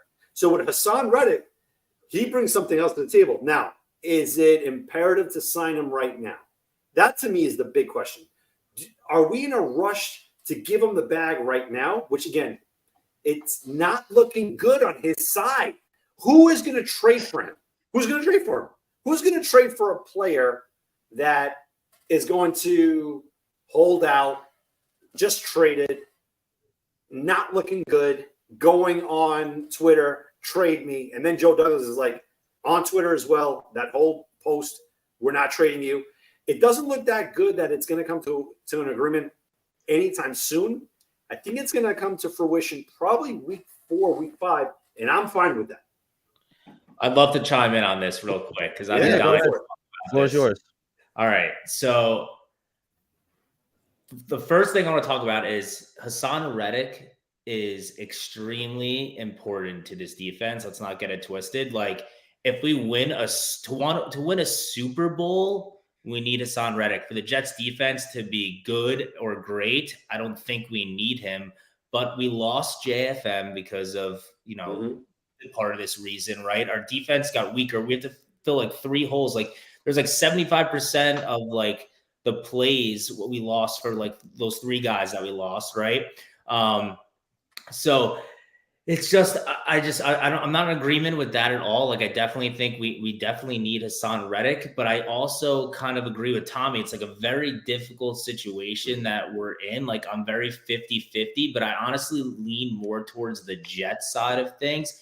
I don't know why I'm giving the Jets the benefit of the doubt, but we have all the leverage. So I totally understand how JD is navigating this. But like, is it really in this type of environment, this type of year, is it really like, do you really want to be the one to say like, oh, we won the negotiation battle? Like, I don't really give a shit. I'm trying to win a Super Bowl. Like, just sign the guy is my kind of mindset, is like try to get a deal done because once I understand, brother. I understand, but this is my I understand. Once he comes in week 1 and then gets hurt or pretends to be hurt and like doesn't want to like play and just sits for the rest of the season. I don't know. We can do some bullshit like that, right? Like I'd rather get him in here, start getting to work with the team. I'm not going to be too paranoid about it until maybe 2 weeks before week 1. I think it still gets done pretty quickly, but I'm with Tommy. I'm also kind of agreeing with Gunny on some of his comments, and I've listened to him before talk on this, but you know, it is a shitty situation, but the Jets have the leverage. That's what I don't think he gets. He's being stupid. You're just losing money every day. It's his agent. It's his agent. His agent is the same agent as Joe Douglas. Corey Dandy. And he needs to report because everything that you said is right. He's under our contract for 2 years. Everything you said was right. He's under a contract for 2 years with us. We could let him sit for a whole year and not get paid. And he's not going to get paid. And then come back a year older in the NFL. Like if that's how you want to play hardball. Like if that's your agent. Like I don't understand like what they're going. Like I know he's going to be here. It's just the Jets organization should have had this set up, knowing the guy wanted a few more $1 million. I just don't get why they wouldn't. I'm sure they did. Unfortunately for Hassan Reddick, which he did do this with the Eagles, he did hold out and then he came back to camp.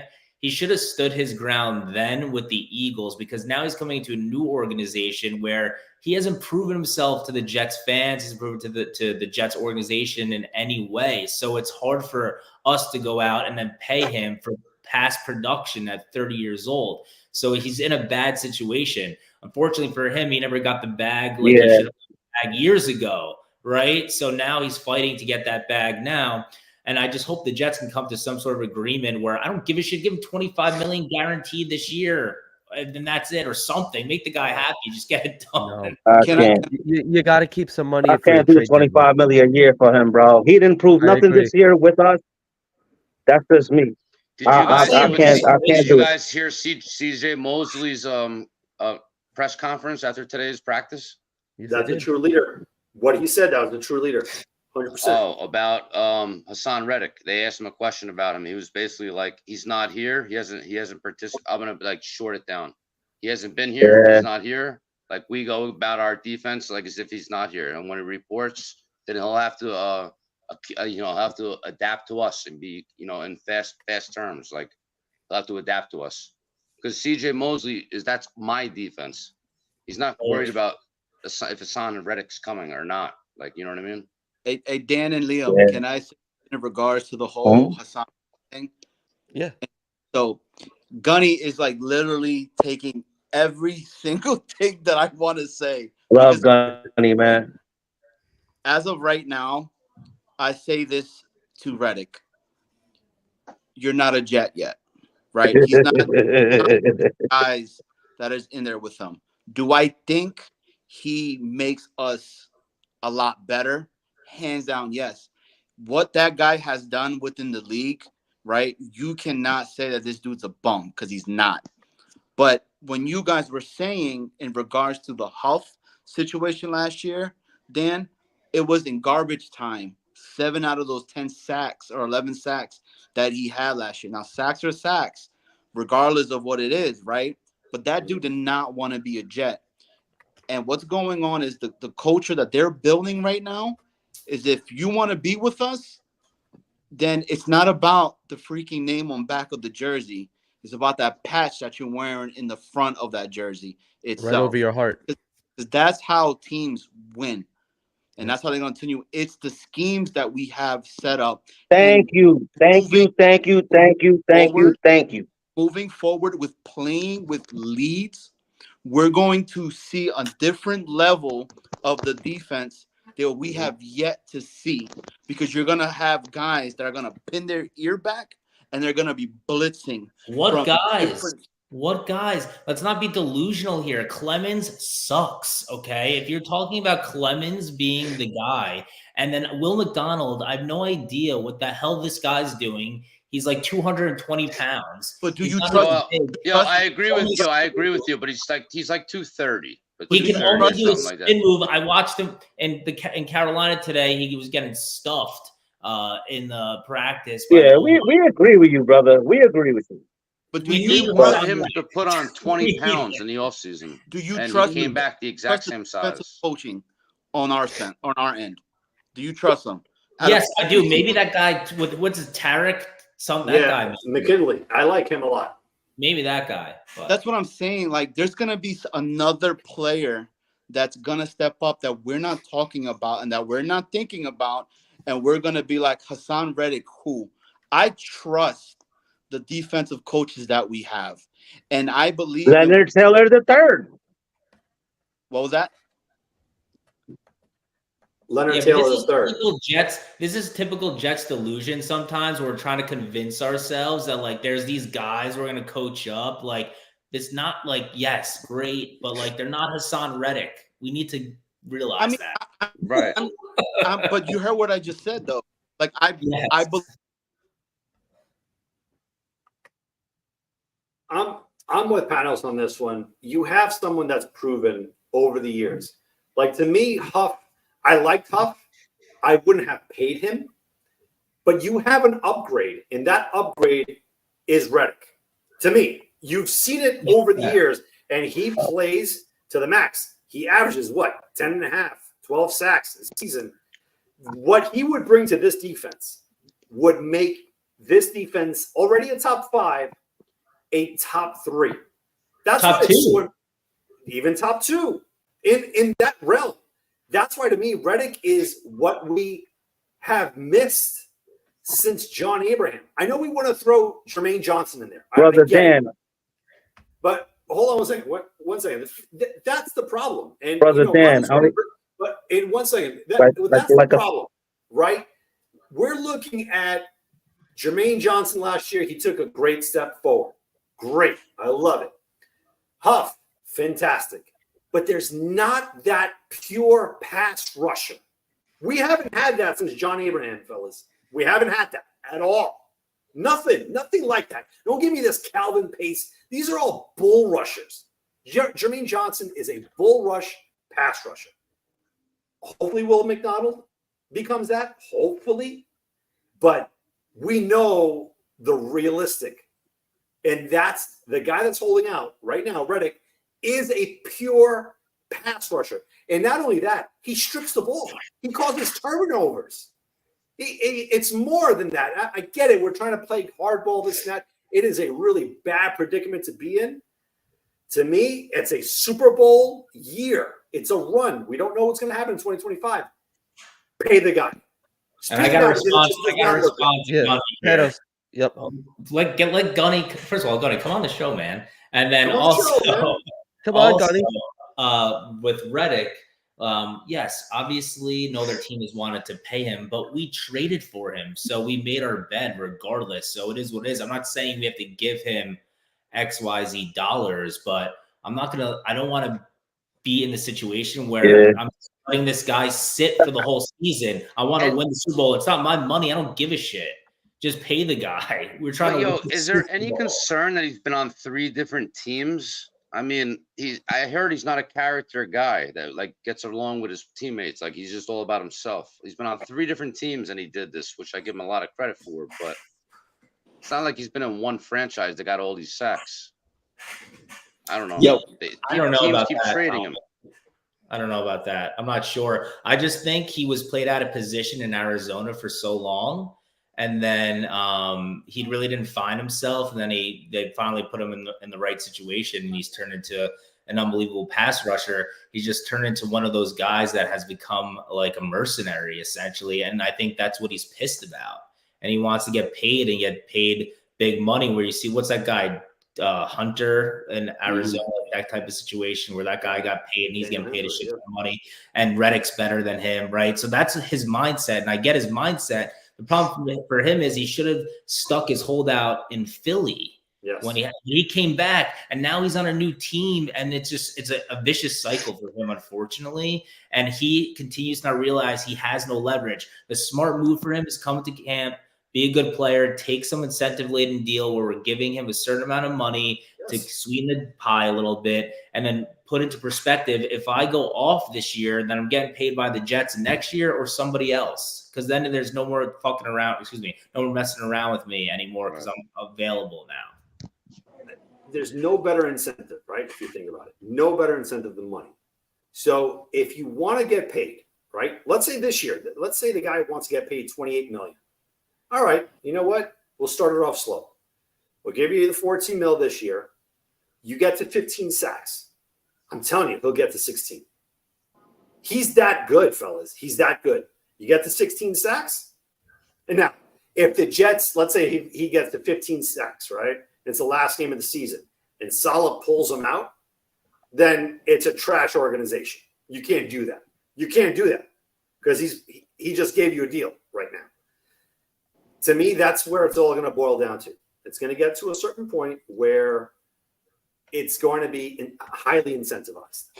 Dan, I don't think they you. wanted to get there. I don't think they agree with wanted you. to get there. But go ahead, Johnny, I agree with you 100%. And going back, my phone had died. Panos, bro, you're right. Like I said in the beginning, I do think that he does bring a certain nastiness to this defense. It does make us better. But again, he's not here right now. So I can't say to that guy and be like, yo, you know, I'm going to give you 25 mil off the rip. And you know what? The hell with everybody else. And next year and whatever other plans you got and everything. Because I think there was a conversation that was talked. And they were like, look, I ain't going to pay you 25 mil, but we could get you to 20 mil. And he was like, no, because from everything that was said that there was a conversation and he said no to it. And he didn't want to go ahead and do that. But I believe in the coaches on the defense side because you've seen what we've had. It's our offense that sucked for so long. And you're going to see a different Jets defense this year that could potentially be, you know, when what's his name last year was talking about 86 Bears and stuff like that. This year, if we would have had a Vince McMahon, whatever the hell his name was, I forgot his the quarterback from the Bears from back in the day. Oh, Jim McMahon, that's my man. You know, the whole shuffle and everything like that. He was a game manager. He did enough, right, to go ahead and have his defense dominate because he was giving them leads. We didn't have that, bro. You had that child of a dude that was dirtying balls left and right. And Gunny knows it, and he's going to say it right now in a moment, right? Bro, Huff, right? Bro, it was against second to third string dudes in garbage time, those sacks that he was getting from us. I don't want to discredit Hassan Reddick either and say that he's a bum and he hasn't, because no, he's good. He's a beast, you know, but he's not here. He's a mercenary. You just said it. He's a mercenary. So my bad. All right. Shout out to Gunny, though. Just want to say, just wanted to welcome, man. Appreciate it. What's up, Gunny? Hey, what's up, guys? Hey, love the show. I love how this Hassan Reddick thing has Jets fan bases on like one side or the other. There's no in between. It's either like without him, like we need him. I'm completely down the middle. That's the thing. Like I feel on both sides. Like I feel like it's like the Jets organization messes up, and so is Hassan and his agent. Like I'm like right down the middle. It's like so close. I'll be the first to admit that do I believe Hassan Reddick makes this team better? There is no doubt. I'd be a fool to sit here and be like, oh no, we're not. We're better if Hassan Reddick is on this freaking roster. There's no offense buts. But the question I have for everybody is this: we were a top 3 defense last year. I do believe the JFM replacement, we've already got that figured out, whether it's going to be freaking Leonard Taylor, whether it's going to go ahead and be Watts, whether it's going to be freaking McKinley. We've got the replacement for JFM. WMD is Huff 2.0. He's bigger. He's got more bend. And last year, he got 3 sacks with 16% of the snap share. The year before freaking Huff went off, he had 3.5 sacks with 42% of the freaking snap share. Exactly. So I know WMD is going to outproduce freaking Huff's numbers from last year, and Huff did it, and I love Huff. I'm a huge Huff fan. But as we were all panicking and freaking out, I just had to go back and look at the numbers. And then on my show on Tuesday night, somebody else brought it up as well, and I was just like, so I wasn't just making it up. 7 of his sacks came against freaking offensive linemen 2s and 3s and broken plays. Like the kind of stuff that any one of us could have had the free round. I could get to the quarterback right now because of bro. So I'm not discrediting it because he still had to make those plays. But if you're talking about having to had work for those sacks in terms of getting to the three of them were against freaking offensive tackle 1. And it was him literally having to use his speed, his bend or whatever to get to the quarterback.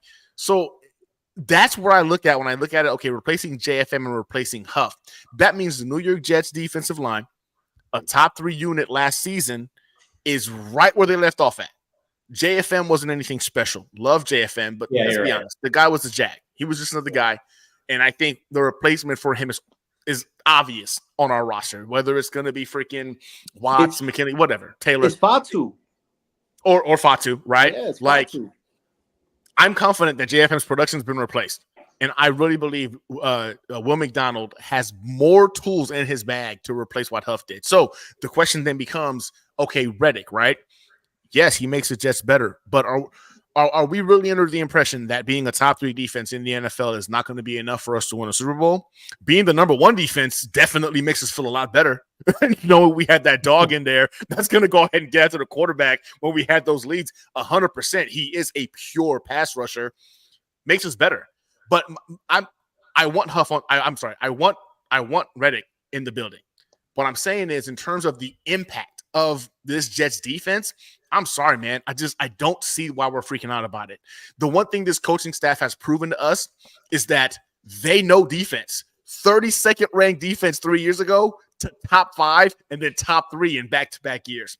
By the way, that's with them taking more snaps on the field than any other defense in the entire NFL because our offense was atrocious. Preach. I have question marks. I have question marks about freaking Saleh as a head coach. I definitely have questions about the offense. If we were talking about Tyron Smith freaking holding out or Garrett, I'd be freaking out because I'm like, offensively, I don't trust this coaching staff when it comes to the offense. I'm freaking out. But this is the defense. Gunny, what about depth? Aren't you a little concerned? My devil's advocate to your beautiful soliloquy is depth. Right, like we have never been hurt on defense, right? This is facts. So the reason why I'm panicking about Reddick a little bit here, God forbid something happens to Jermaine Johnson, then we are screwed. Then I'm in the same boat as you guys. There's no argument for that. In terms of depth, I will say this: the edge position is probably where we lack the most depth on our freaking roster. Interior offensive line and edge rusher. So whenever I get that argument, I say I have a hard time arguing with you. I'm like, damn, you got me. Because then I do get concerned about who's going to replace those key components. And JJ for me, I think call me crazy, man. I think JJ is a more well-rounded and more complete edge rusher than a Reddick, right? I saw one of y'all was talking about how Reddick is a pure pass rusher. He does so at the expense of sometimes allowing freaking quarterbacks to get to outside of containment, running backs, and that sucks because you're leaving your teammates out there to go ahead and have to clean that up.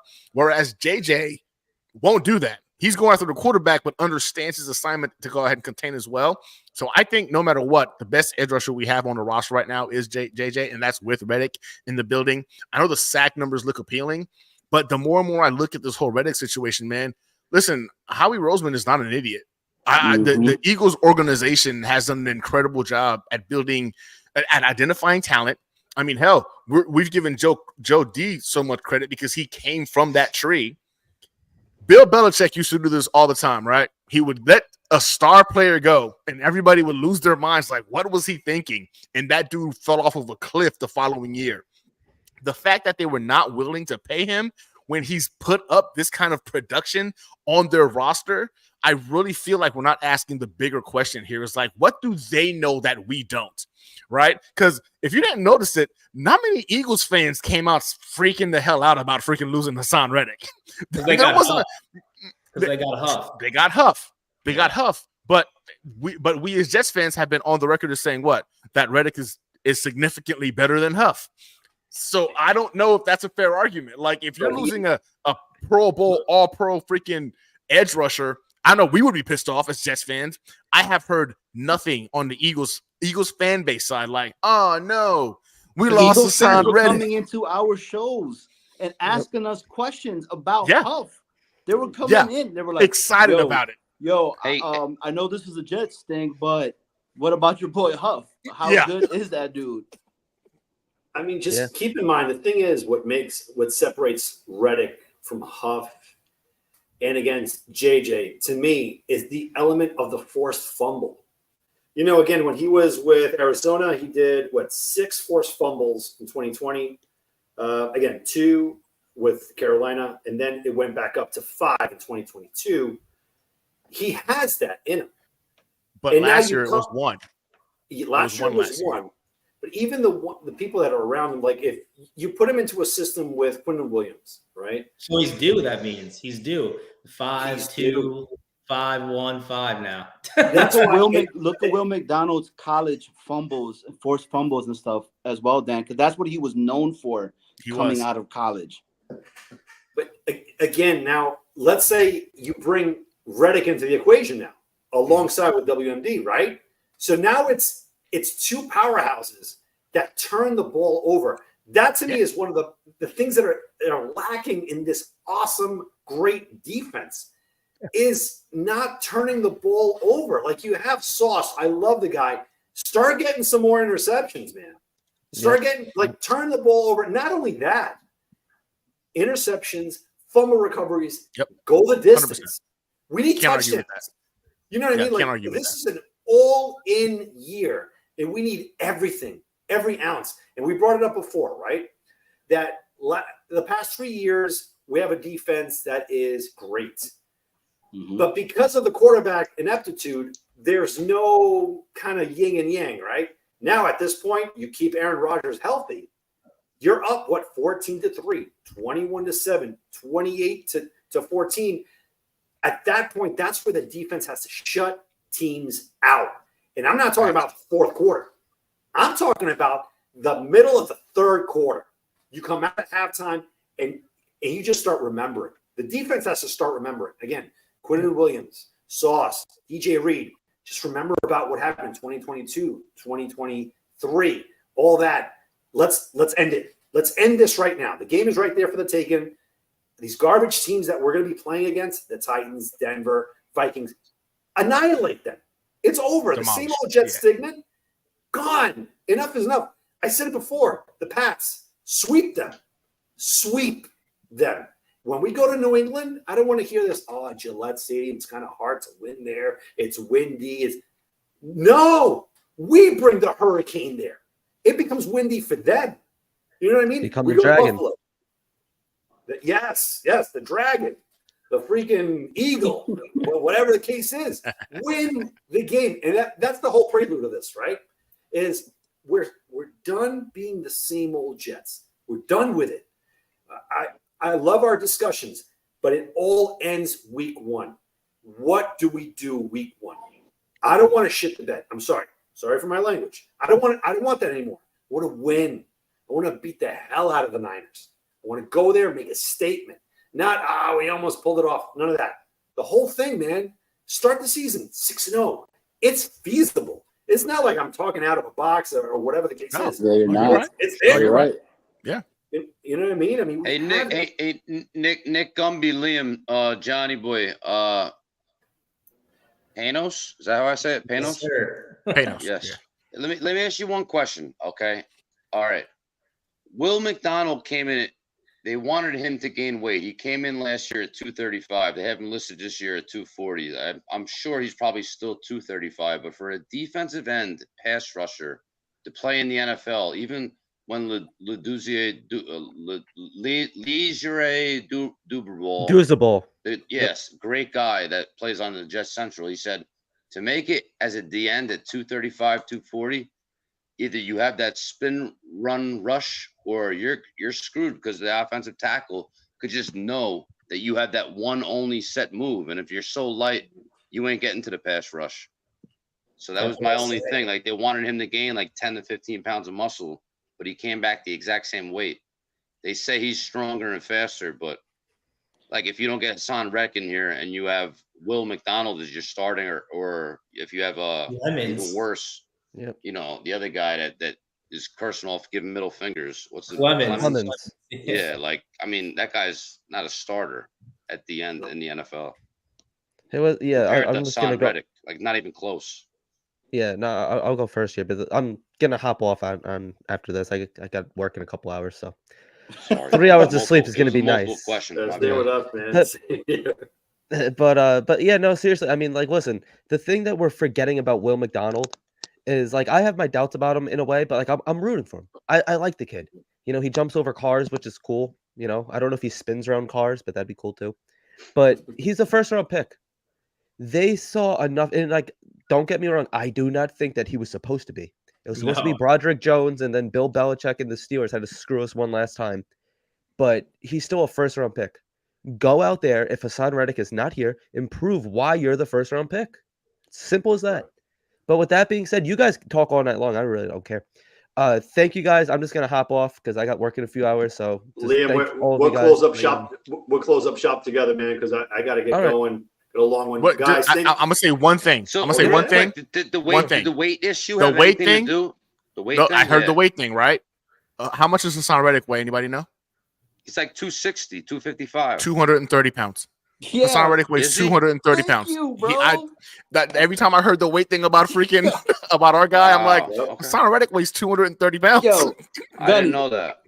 I didn't know that. I got you, Johnny. I looked up Bryce Huff. Bryce Huff's 255. Yeah, Bryce Huff put on some weight. He's at like 250 or something like that. Yeah, but Reddick is 240. Okay. Is that the weight on the Jets website? Yeah.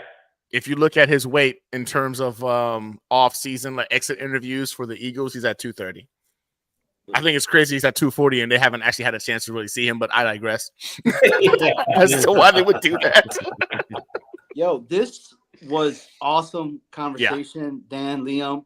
You guys have me so hyped up right now. They do, my bro. wife is like, my wife is pissed off too. Yeah, I came off Green Bean show. I was laying in bed watching you guys, and I'm over here. And